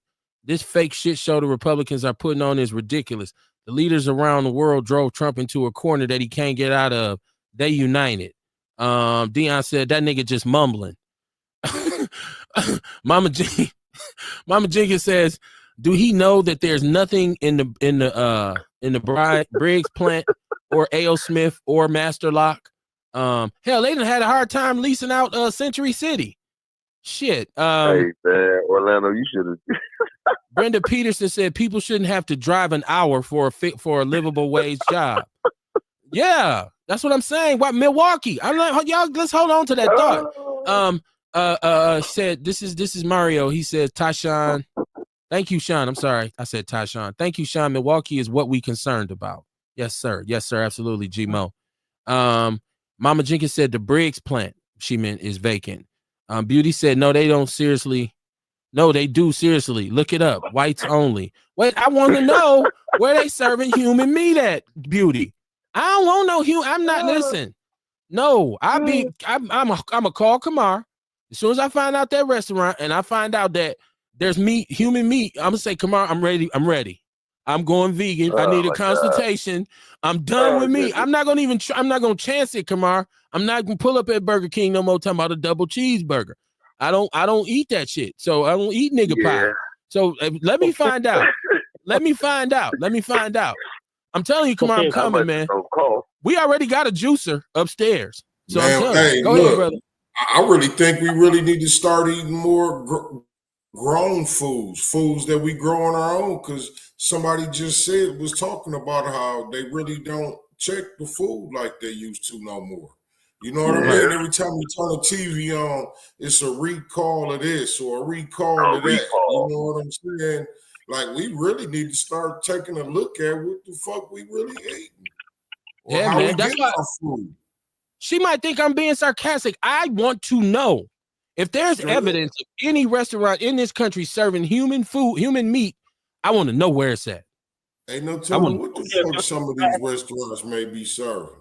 That's true too. I say, Kev, you just ate Culver's earlier. You might already had you a nigga burger. Go ahead, Orlando. So again, you can look at the Journal Sentinel article today. It talks about the amount of money that Employ Milwaukee, which is run by the mayor, I believe, what they're investing in training and development. You can say, okay, if the jobs, and I think some of the companies are local companies, there are also some in the county, training jobs in construction, welding, whatever the case may be. But it's right there in the paper. I'm just reading how the money is allocated. I don't doubt that that's in the paper, but you got to understand that, first of all, the Journal Sentinel is a Hearst publication, and they are the inventors of yellow journalism, and they're also very partisan. And so Really? and I also used to work for Employ Milwaukee, so they are run by the mayor. You are correct in that, but I can also tell you this. What we said on here was that there was not necessarily no investment made. What we said is there's no investment being made in Milwaukee. Because now when we talk about training for construction jobs, let's look at who's actually doing the rebuilding downtown. There are no minority contractors down there, right? And hold on. When I'm driving on the expressway, and I look at these individuals doing the work, I see very few brothers. There's some out there. So once again, we are training kids for jobs that don't exist, and then we understand why they're frustrated when they can't find opportunity. So you look at some of the partners that have come on. Again, you can refer to the article that came out today. That these are local. I think 2 of the major local companies here in Milwaukee. And that would be who? Who are the major companies? Because if you're gonna quote that article, you got to have real names and numbers. Well, I'll fall back so look up the article again. Why don't we do that? And let's also take a look at their strategic plan. Do they plan on hiring our Black people in the next 5 years, or is that down the line in 10 years? Well, don't go chasing waterfalls. All right. That's what Cuban them said on don't go chasing waterfalls, stick to them dicks and balls you used to. So when they making promises that they can't fill, I just say that's some bull. And forgive me for being inappropriate. It's Messy Monday. I get caught up in this shit, y'all. Mama Jenkins in the chat room, she said these factories had lots of jobs and most of them companies was on the job training. Okay. Beauty Waddington said it's the Chinese that got the human food. Which ones? And Brenda Peterson is cracking up laughing at Beauty Waddington. Hey, y'all be careful what you eat, man. Don't just get the burger and just bite into it. Lift up the bun sometimes and look at it and say, is that a toenail? What the fuck is this? Bro, Vince said, white man Tom Ryan purchased the DRS building. I see Hispanics going back and forth to the company, not our people. And he owns the building on 27th and Hope. White boy taking over and nobody watching or talking. Well, gentrification is coming. It's in his neighborhood, though. He has an organization over there. He has a community organization over there. When they left, what happened? There was no outcry then. He knew they was leaving before everybody else did. He spoke out about it back then. I remember him coming on the show making a big fuss about it. A lot of people did, especially because I think Eden even had got caught up because they got a specialized grant to move into a poverty-stricken area, and they was going to like Tulsa or something. It's like that shit ain't poverty-stricken. It's like, oh, our bad. Yeah. We thought, well, our bad. Ace Cooley said Trump is too busy taking care of APOC. What is that? Is that what he said? APAC? Beauty said, nah, it's horse meat. So it ain't necessarily black. It ain't people. It's horse meat. Now there are some countries. Well, in some countries they eat horse, right? Like so, I'd rather eat some horse meat than some brother meat. Right? And no Diddy, that didn't come out right. It did. Right, it did. It ain't gonna age well.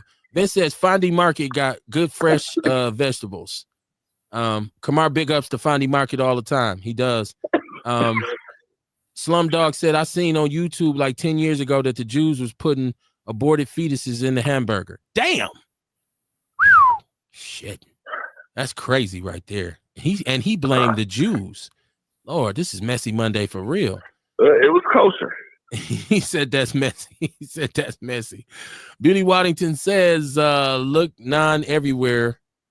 Look anywhere. I'm an electrician and no work. She says she's looked everywhere. She's an electrician and she can't find work.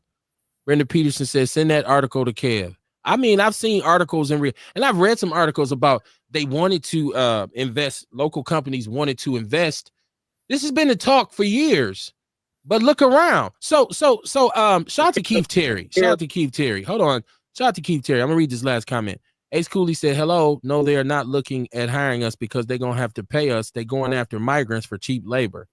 Well, shout out to Keith Terry. And I said that because a long time ago, if people don't know, Keith Terry was a developer and he was really pulling and pushing to develop North Avenue. As a matter of fact, he still owns a very large portion of North Avenue. And he and I was blessed enough to sit and converse with him about what investment in urban development looked like.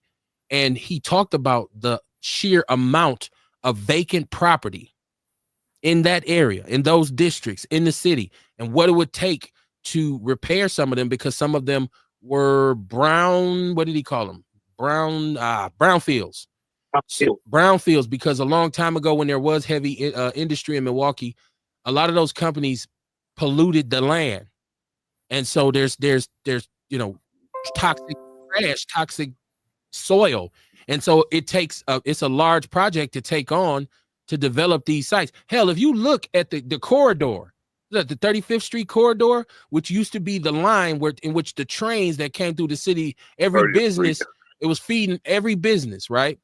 Well, it's largely vacant, and it runs through the central city. There's an organization allocated that's supposed to create something with that. But if you walk it, you'll still see vacant industrial property. So why not come through the city? I'm saying, because that's what you could have done with some of that $100 million instead of giving it all to the pension fund, is allocate some of that to clean up the brownfields and develop those business parks. Okay. And then create satellite police stations to police them. So to police these areas so that the crime these workers or whoever works there face is minimized. So it's always a way to do things, right? My problem with the mayor is like what I told Sean earlier. And this was like I call this the Obama effect. Everybody said, well, why Obama didn't do this and why Obama didn't? Well, because they would have never let him do it. But that don't stop you from proposing it. Let me know that that's what you want to do something instead of saying, I would, but they ain't gonna do it. It's like if I walk up on you and you getting your ass whooped and I just keep walking. You say, Kev, why you ain't try to stop them? And I say, well, shit, they wasn't gonna stop. So I just kept walking. Oatmeal beats no meal. I don't know how many people need to understand that. This is Dre Day. Shout out to Dre Day in the chat room. How you doing, my brother? He said, whoever commented on electrical work, I own Streamline Electrical Design, LLC, and am actively looking for employees. You can reach me at 262-510-0084, text preferred. Beauty, did you get that? And anybody else out there looking for work in the electrical field, shout out to Dre Day, man. Shout out to Dre Day. That's what's happening. Yes, sir. Come to post that number on your page, KD. Well, I was gonna say it's in the chat room right now. So if you're watching, I'm gonna leave the comment up there for a second so you can share it and you could write it down and then somebody else can. Well, I'm not watching. Oh, okay. Well, yeah. Right. I can't go back into my library now. I'm on the phone. Oh, okay. Well, I'll tell y'all what. Well, you can. She said she got it. Beauty said she got the number. She said she's got the number. Okay. Dre Day. I'll give you this. Hold on, Dre Day. If you are in the People's News Network, I think you are. I'm pretty sure you should be. If you're not, post whatever information. Inbox it to me. I'll post whatever you got for your company. I'll make sure it gets to the People's News Network and several other groups that I'm a part of that I know people pay attention to. She pays attention. You posted faster than you brought my shirt. Damn, is you really gonna go back like that? That's Monday, homie. I told you he had them hater boots laced up, man. I said that earlier. You looking at Mary J. Blige right now. Yeah, it's the Mary J. Blige boots, man, right there. That's some crazy. That's nasty work. Monday, homie. Well, I would like to get that information as well too, so I would post it as well. But in the article, the Milwaukee County Workforce Development is launching a $1.3 million program for manufacturing skills. Up to 600 people can participate in this training. That's right here in Milwaukee, bro. No, but the training is here, but where are they going to work? That was the question we asked. So one of the companies is Rockwell. Okay. I may pronounce it wrong, Kev. You might have helped me with this language, but is it Kamuska? Komatsu. Kamatska sounds like Japanese or something. So these are companies I'm thinking are right here in the city of Milwaukee. They're advocating, they're promoting this training for 600 people to come through because they are anticipating a manufacturing boom from their clients, and they want people. And Employ Milwaukee has been allocated or already has the money right to provide for 600 people come through their training, man. I'm reading it. So why don't paper. Well, that's why don't all. they just train the people as they hire them though? That's better. Well, that's one point. Why don't they just hire the people? They can take those resources and do on the job training. But my question once again, Orlando, and that's fine that you and that sounds very good, right? That's dope. But I keep saying you said they're anticipating. You're saying they're anticipating a boom. Okay. When and where? Because post-tariff America economically is going to be different than pre-tariff. So when these corporations say, well, it wasn't what we thought it was, so then you tell all these 600 kids, well, at least y'all got some training. So for these individuals, these companies, and the mayor's paying us all on this, it looks like the county exec might be in it as well too. They're doing their projections based on what the company is saying, what they need. So they're preparing the people for the jobs that these companies are going to hire. I'm just reading the article. We hear what you're saying. How much are they offering, and what type of restrictions do you have to apply to? Because how they dictate their workplaces is by putting these goofy ass restrictions on you. So now your application is automatically rejected. So does that not still affect the black man that walked in there for that job? It does. But more importantly, I hear what Orlando is saying. What he's saying is there's proof that there's some anticipation that the economy is going to be strong, and some money has been allocated to train people for these jobs. But once again, number one, the economy is not booming right now, and it's not looking good. And number two, you are still training people for jobs that don't exist. My next question would be, when are these programs supposed to start, and where will they be at? Where's the trainings going to be located? Is it all at Employ Milwaukee on 27th and North? It looks like between a collaboration between Employ Milwaukee and the two companies right now are the primary vendors that will lead the training for 600 people. $1.3 million provided. Over how long? Because they're not going to do 600 people in a month. Over how long is this $1.3 million supposed to last for 600 people? Try to get through the article. If I can give you a time frame of how long the training will go. Okay. But it's in the paper today that they are for people. Okay. Well, you go ahead and use that Journal Sentinel as a Bible. Okay. And then when it falls through, I want you to come back on the show and say, man, yeah, Kat, that was some bullshit. I'm just saying. Well, let me say this. I'm hopeful. I may not agree with the mayor of the county executive on a lot of issues, but I'm hopeful that this actually pans out. Okay. And you said $1.3 million, right? For training, and I think I get that. So my question is this: they also offer paid training. Right. Okay. Paid. But hear what I'm saying. Hear what I'm saying, Orlando. Anytime a grant is given for anything in social services or nonprofit, there's what you call administrative costs. Okay, because you got to have a place to do it. You got to have people to answer the phone. You have to have a website. You have to have stationery, papers, pens, pencils, flyers, pens. You got to have all this stuff. You got to have cleaning services. You got to have maintenance on the building. That 1.3 goes down very quickly. To about 700. Probably, and once you pay the instructors, okay, it is about 550. Now let's pay the administrators, because somebody got to be the director, so we getting down to about $100,000 for 600 people. I'm not going to dispute you there, Kev.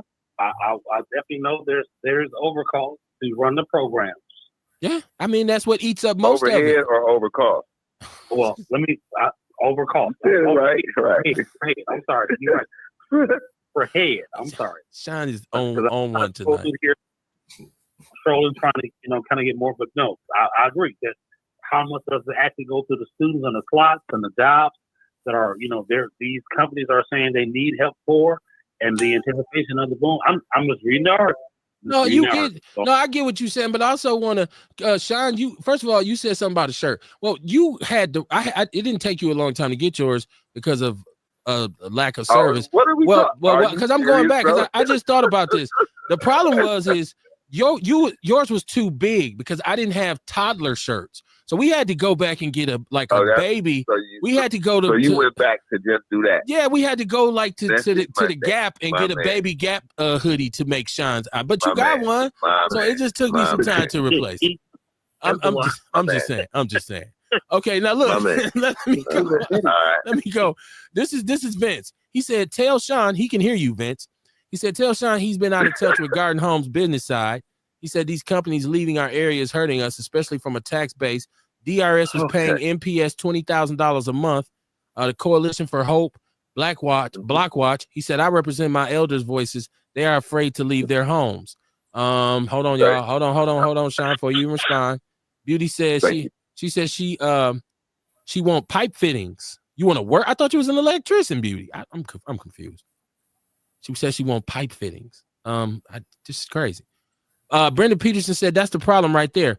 Promoting, training, and then there isn't any jobs available when done. Right? She says, what's the placement rate after the training? Well, they haven't started it yet. That would be interesting to see what it is. He said Employ Milwaukee is one of the gatekeepers. Man, listen, I loved working for Employ Milwaukee. I ain't gonna even lie to y'all. Not because of the pay, which was good. It was that so many leaders came through that building. And I was able to hear a lot of information firsthand of workforce development, right? And I learned it was a job where you never knew who you was gonna go. Like there would be, like Orlando was talking about, major CEO, major companies, VPs. That's how I met the sister who was over We Energies. Didn't know a black woman at that time was like second in charge of We Energies. She came in talking about, employment opportunities. So, but they are gatekeepers because they are allocated a certain amount of money and they use it in different ways. Reentry is one of their big things too down there in terms of including workforce development, WIOA, a bunch of different stuff. It was a great experience to work down there. I was sad when we lost that grant. Then they sent me home with a layoff check or a letter. Vince said, I just spent $47 on a half a bag of grocery. This is Brenda Peterson. She said, sounds like Goodwill. They'll train felons all day. And then when it comes to hiring, they won't hire people with a felony. That's a conflict of interest for me. I can't say nothing about that post. I can't say nothing about that post. I'm sorry. I can't do that one.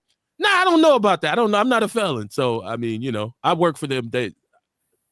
I'm not a felon. I got hired. So, Vince said Kev didn't call in. What I have to talk about is not messy. It's serious or about our people. Well, all of this is serious. Messy Monday. Let me tell y'all where this came from. Because people tend to argue on our show. And sometimes people say, wow, shit. And also I think we got to laugh sometimes. Like we talk about so much serious shit on this show. And all of the things that we've spoken about tonight, I don't think the point of any of them are lost when we inject some humor into it. So, I mean, if you're so serious that you're too serious for Outlaw Radio, then so be it. I'm not insulted by that. I'm going to joke around. That's just me. I'm a shit talker. Like Kamar says, we walk that walk and talk that talk. So that's just part of it, man. And I call it Messy Monday. That's just a way to, because Orlando gets a lot of shit when he calls in. Sean gets a lot of shit when he calls in. The call will be recorded. Everybody, somebody recording. Who are fed? I heard it. Oh Lord. Somebody hit the button. Your call? Is that Orlando? Huh? Yeah, that was me. I knew that was you. See? Messy Monday. There you go, Vince. So if you don't want to call, don't call. I mean, what can I say? She says, so Orlando works for the inner city and he sees the need of the community. He speaks to what about the need? Okay. I was trying to see that it's my fault. That was my fault. We know. It showing the fuck wasn't me. So I don't even have that option on my phone. He said I've meant MPD, not MPS. Beauty said, be like Sheriff Clark thinking he's for us and get shut down. Sheriff Clark never wanted to be for us. I think what dude saying in Don't Be a Menace? I hate the back of my neck because it's so black. I think Sheriff Clark was I hate Whoopi Goldberg lips because they black. Message. Oh man. Brenda Peterson is laughing. Mariah Johnson said MCTS and the city plus the county hire felons. There's a lot of people that hire felons, and Orlando, I'm surprised you're quiet on this because reentry is part of reentry is finding companies that hire felons. I've seen a list of. Right? That's one of the reasons that manufacturing is so let's say, accommodating to young men and women who may have had that background. You have the new hire that we just talked about. He's a felon himself. You know, you want to say Donald Trump's a felon, you know, whatever.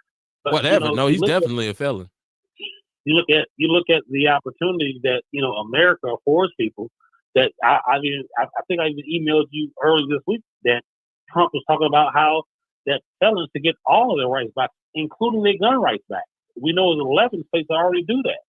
So you're right. We should be looking at how do we actually, and, you know, shout out to CRC with, you know, the county executive Crowley. They're trying to do some things differently to say, let's get these young men and women who are, you know, pay their debt. If they're truly on the path of, you know, reform, how do we get them back in the workforce? And that's why the Employment Milwaukee, you know, article was so important.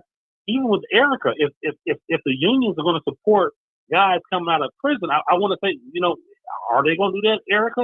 Are they going to allow these guys coming in the union? You know, so let's talk about it. Brenda Peterson said I probably shouldn't be saying that either, but I had firsthand experience with a situation such as that. I work with VR. She said them felony friendly lists ain't shit. Okay. Hey, it's 9:50. We almost at the end of Messy Monday. Yes, Vince, it is Messy Monday. And you don't have to be messy to call in. How about that? Walter Lanier wasn't messy, was he? No. Shout out to Walter Lanier. He called in and made a lot of sense and gave his opinion on this newly appointed director of the Office of Getting Right and Feeling Better. What is it called, Sean? The Office of what? Community Wellness and Safety. Okay, well, I knew it was something like that. The Office of getting your training wheels removed. So So, but I want to talk about one more thing. But my chat room is shaking hard, which I appreciate. Mariah says Cavalier just put a convicted felon on the payroll, a murderer, and he's reformed. He's done his time, and he expresses a lot of remorse for what he did. So I can't. What's wrong with that? 445 over the bed. He's not a Democrat. Say that again, Sean. I don't know where he leans, but what's the problem with a person who's paid their debt to society, changed their ways, as even Trump said, give them their gun rights back in some situations?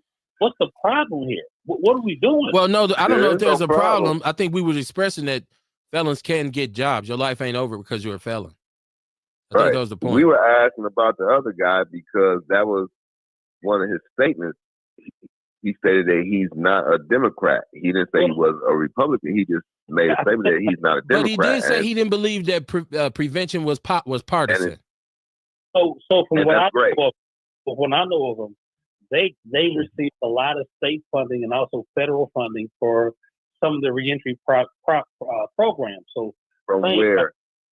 From the state of Wisconsin, also the federal government. So he's a company man. So what I'm saying is a company man from the standpoint of reentry, right? Not so much of one party or the other.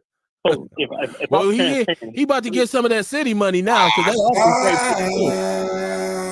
So what I'm saying is, a smart operator with a program. Stupid man. He's on both sides of the aisle. Well, because the work should be more important than how you think politically. It should be about the work. That's what's up. I don't disagree with you on there. Me Brendan said, to my experience as a placement vendor for the last 15 years, that's what she's saying, that the felons list is full of shit.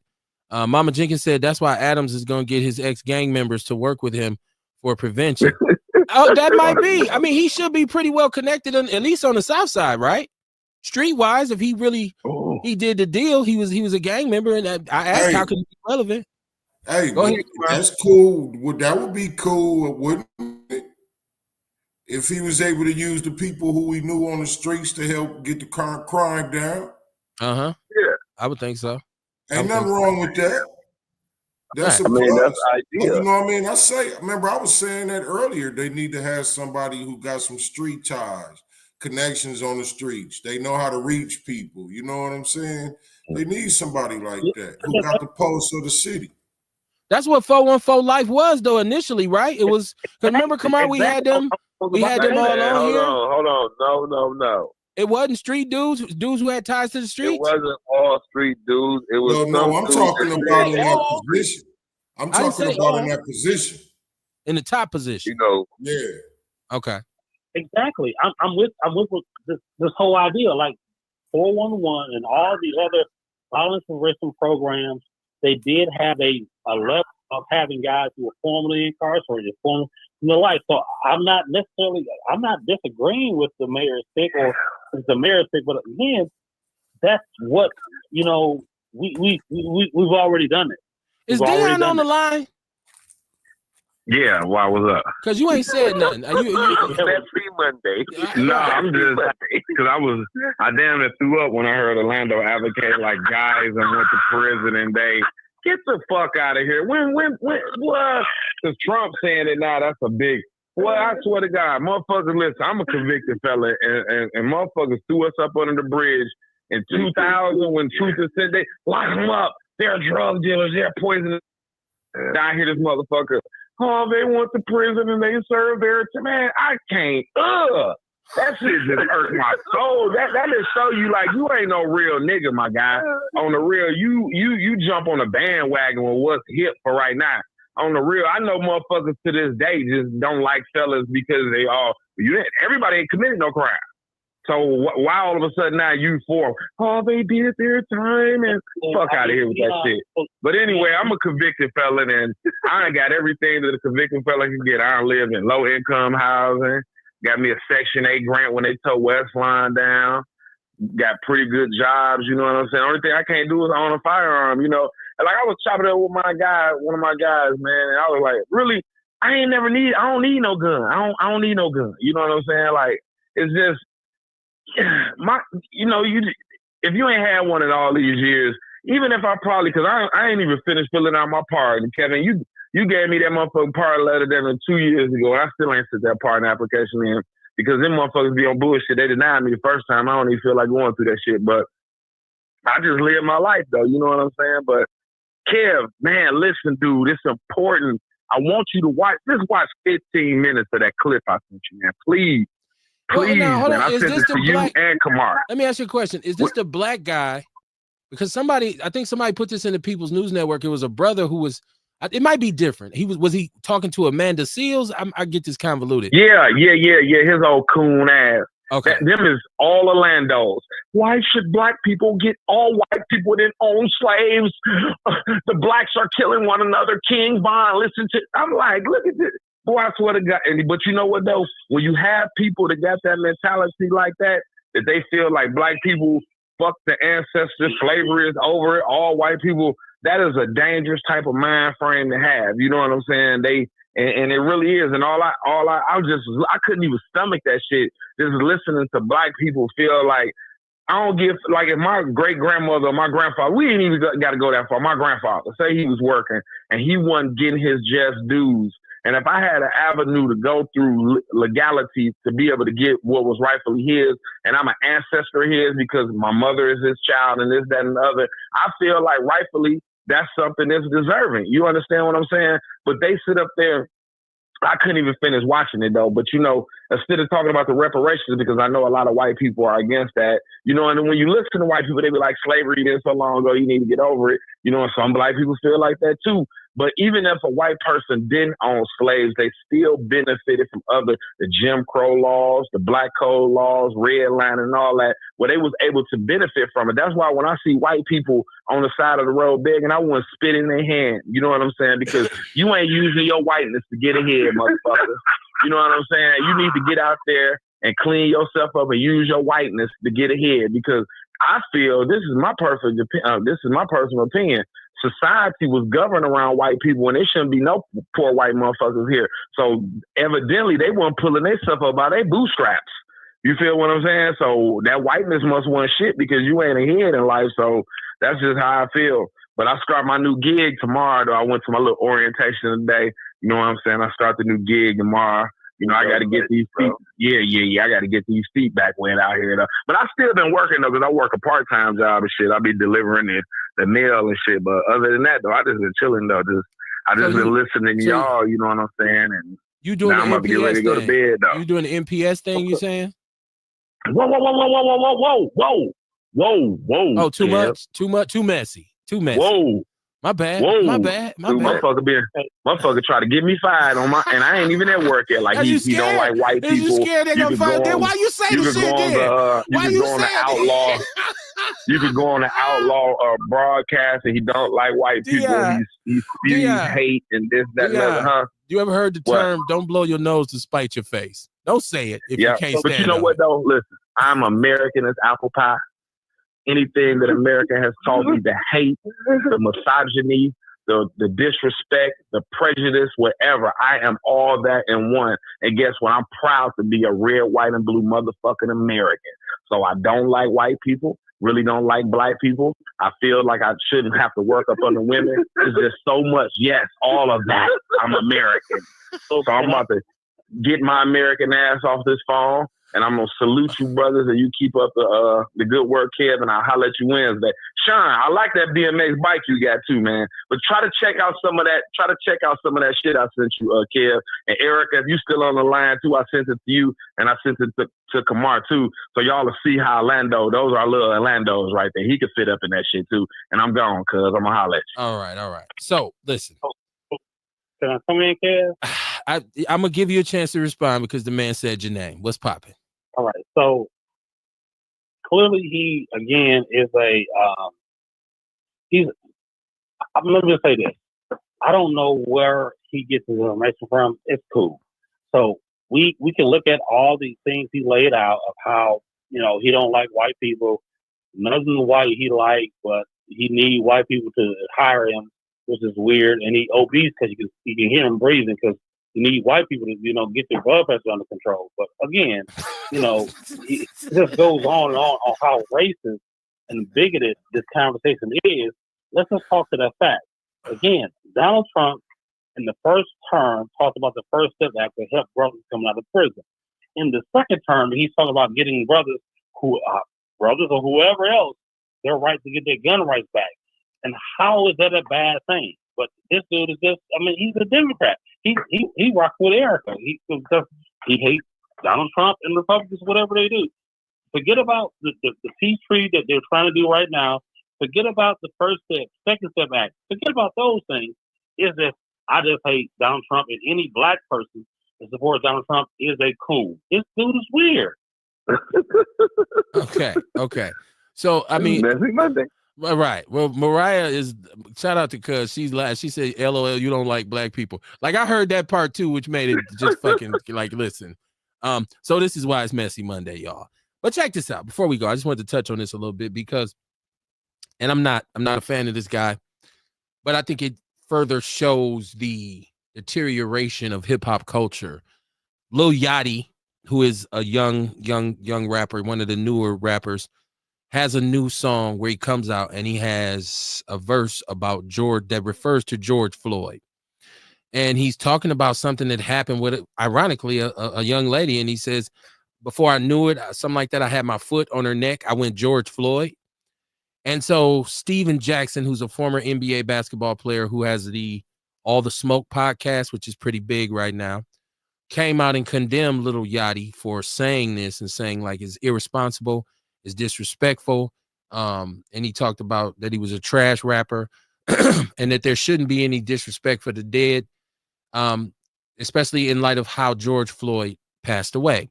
Now, there's also been some other things in the past in which, because I remember when Lil Wayne came out and said he beat the pussy up like Emmett Till, and people were pissed. And like there are actually that song, if you listen to it now, that verse is blacked out, right? Just like when Rick Ross said about slip the Mickey in her drink and she didn't even know it. Like, so there's been some irresponsible lyrics, right, over the years. But in reference to somebody like George Floyd, I personally believe that some things just shouldn't be said. Like I said, respect the dead. But your boy Charleston White came in and said, fuck Stephen A. Jackson and fuck all niggas, and he don't like black people, and George Floyd was a dope fiend, and the motherfucker died of a fentanyl overdose. Fuck George Floyd and his baby. Like he did what Charleston White does. He just went on, and I'm glad that that Steven Jackson basically came on and said, listen, at this point, we are one of the biggest podcasts going. We're getting paid. We making money. We making moves. We have sponsorships. There's no way I'm gonna jump out the gym on you and say some crazy, like some shit you just don't even got to respond to. Like this statement speaks for itself. But I wanted to ask y'all, starting with Kamar, who is probably just as big a hip hop aficionado as I am. What do you think about Lil Yachty referencing George Floyd? Do you think this was foul, or you think it's just rap? Leave it alone. Well, I think Lil Yachty as well as Lil Wayne, they like one of them young people that's just insensitive as far as culture, or you know what I mean, or what's going on in society. Like they ain't really culturally or socially conscious. You know what I'm saying? Like he probably thought that was a slick line, but really it was an insensitive line. That shit may come from the drugs, all the drugs this motherfucker do. You know what I mean? Didn't his music used to talk about killing himself and shit and all type of dumbass pill popping ass music and shit? So really, you know, it is insensitive and they should be on his ass. But I ain't surprised that he say something like that. And so is this a further demonstration of Charleston White and his quote unquote character that he plays? Because how many times do you have to say to us over and over? With Charleston White, you know, like I say it every time.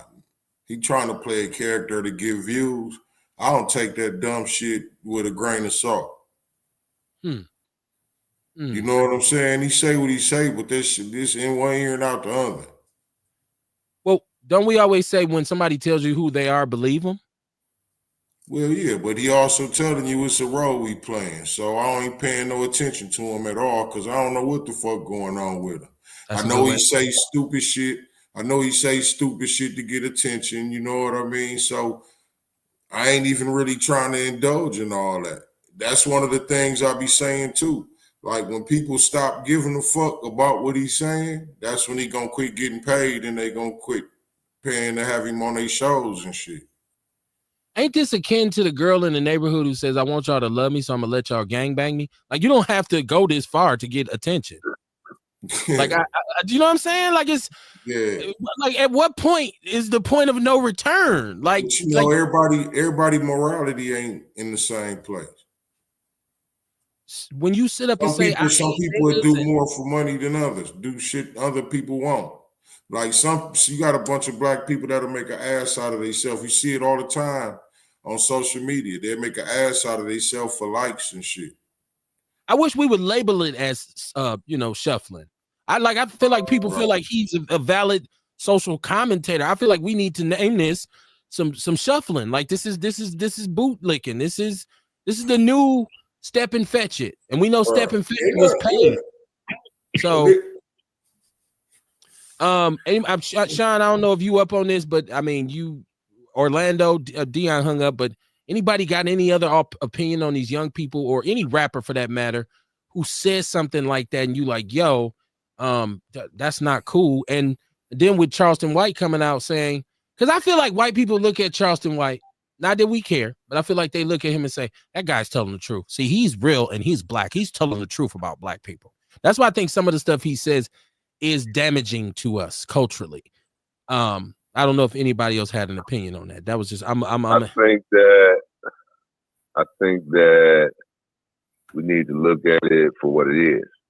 For them, it's entertainment, right? That's how they making their money. If I don't like it, I ain't gotta listen to it. So if it don't hurt you, you don't worry about it. I don't listen to Charleston White. Charleston White to me he's a clown, right? I don't know a lot of people that sit around and listen to Charleston White. If I got time to listen to Charleston White, I'm wasting my life, man. That's true. And you're doing what? I would say that there are extremes on both sides. People who say that there is no issue and redirect the attention. And I'll give, to Sean, the people, on Charleston White's side, there has to be some middle in there that we got some concerns that we got to talk about. How do we talk about it is to is the issue. But we got to talk about it. I don't agree. We got to talk about what though? That's the problem now. We talk about. So we continue to repeat the same thing, right? We show the same stuff on TV. We play the same music on the radio, right? We continue to drill into our children, hey, this violent act or this misinformation, and then we say, well, you know what? Somebody needs to do a better job. No, you need to do a better job, right? If you don't want this to inflict your people, because that's what it's doing, bro. It's not just affecting, it's inflicting,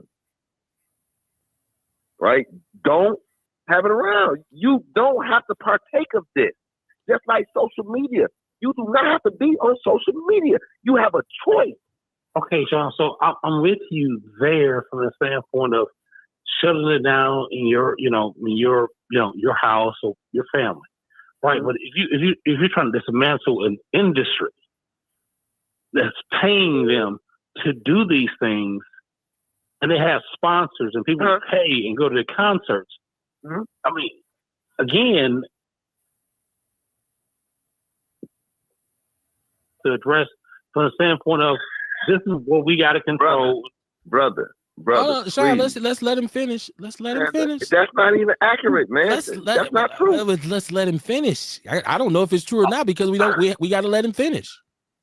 All I'm saying is that there's an industry that pays. If you believe that these behaviors are part of the culture and the music, there's a huge industry that pays for this culture, pays for the music that we're missing, and how do we address the brokenness that lives through the music? So I guess I'm trying to figure out your point, Orlando. Yeah. Is it right or wrong for Lil Yachty to reference George Floyd in that fashion? And is not what Charleston White does counterproductive when he comes out and goes on a rant because Steven Jackson said, don't do that. And I believe Steven Jackson knew George Floyd. They're both from Houston. Yeah. Or Steven Jackson from Port Arthur. But they supposedly knew each other. So I just wanted to know if you thought it was right or wrong. The whole explanation of this industry and how it's built. And yeah, we can get into that conversation about the cultural deprivation that's happened since, our problems became money-making cottage industries like rap or like these gangster movies or like these hood movies. Now, Ewok's on the line. I want to get Ewok's comments, and then I'm going to read the rest of the chat room, and we're going to get out of here. Ewok, what do you got to contribute? Man, I sat here. I didn't put nothing in the chat room. I didn't call and didn't say nothing about Orlando until just now. Because that's some hypocritical shit he just tried to run. You know what I'm saying? Come on, man. You double-breasted tap dancing son of a bitch. And you just sat right there and said, well, it could be a little dangerous and, for people to give out the wrong messages. That's why I don't like you. Because you will get on a show or wherever it is you go, you dangerous. You's a dangerous black character. Just like Kev was saying, your shit is dangerous. You sit there and spew that Republican shit with no remorse of what you say. You back Donald Trump and the Republican Party with no regard to how it's spewed, to how it comes out to you, man. You gonna sit there and back them, man, and you gonna sit there and wipe their ass if they tell you to and tap dance and shine their shoes, and you had the nerve to say some shit. All right, I'm out, man. All right. That's a hell of a way. It's Ewok. Shout out to Ewok, right? This is Beauty saying. Can I have a rebuttal? Hold on. I got to close this shit out. We can't rebuttal all night. Y'all got to get started insulting each other earlier in the show. Goddammit, it's 10:14. This is Beauty saying, Orlando. Orlando, you are a mess. Let me put this up. She says, Orlando, you are a mess. There are black doctors that work in the hospital and in the community. I think that was something that might have been said earlier. Dion said he says he don't like black people sometimes. Oh, okay. That makes it better. Slumdog says, is Umar Johnson a con man? Well, it would appear to be true that he is a con man. I don't know. I never can speak on someone's intentions. Like, I don't know where his heart sits. I know it looks like this was a long con. I'm not really a follower of Umar per se. I don't hate him, but I don't really follow him because the way he speaks and how he comes off, for me, turned into rhetoric a long time ago, especially when the school never really came to fruition. And I don't know what reason, because I don't watch him enough to know why his funds are allegedly frozen now. So I guess his school is being auctioned off for lack of making payments. And it appears that if you come to my people and you ask them for something specific, such as money to build a school or build a hospital or build something that's supposed to be for the community, and people give and it never comes, it's been, I don't know how many years now, then you are in effect a con man. So that's what it's appearing to be. And that's why I don't talk about it much. I mean, the first reason being that I'm just really not an Umar guy, right? Like in all the Prince of Pan-Africanism and all that. I'm not so much Pan-Africanism as I am pro-Black American. I'm a foundational Black American. So I'm not really, my focus ain't really Pan-Africanism. Shout out to anybody who's is, right? You're not wrong, but I'm more focused on us. I'm micro as opposed to macro. So that's where I sit with that. Now, Orlando, a short rebuttal if you want to rebuttal, because we got to get Kamar with his OG shit and then we're going to be out. Short rebuttal, Orlando. I get you. So again, he's just wrong on how he positions my statements as if I am, anti-Black. It's a weird position to have. It's okay. He's a weird guy. Okay, that's how you want to end it. He's a weird guy. I do. He's really, he is bottom level as far as intelligence, as far as really knowing the issue. And if you take away, what I said to be that, then you need to adjust your hearing aid, or you do have a learning disability. Okay.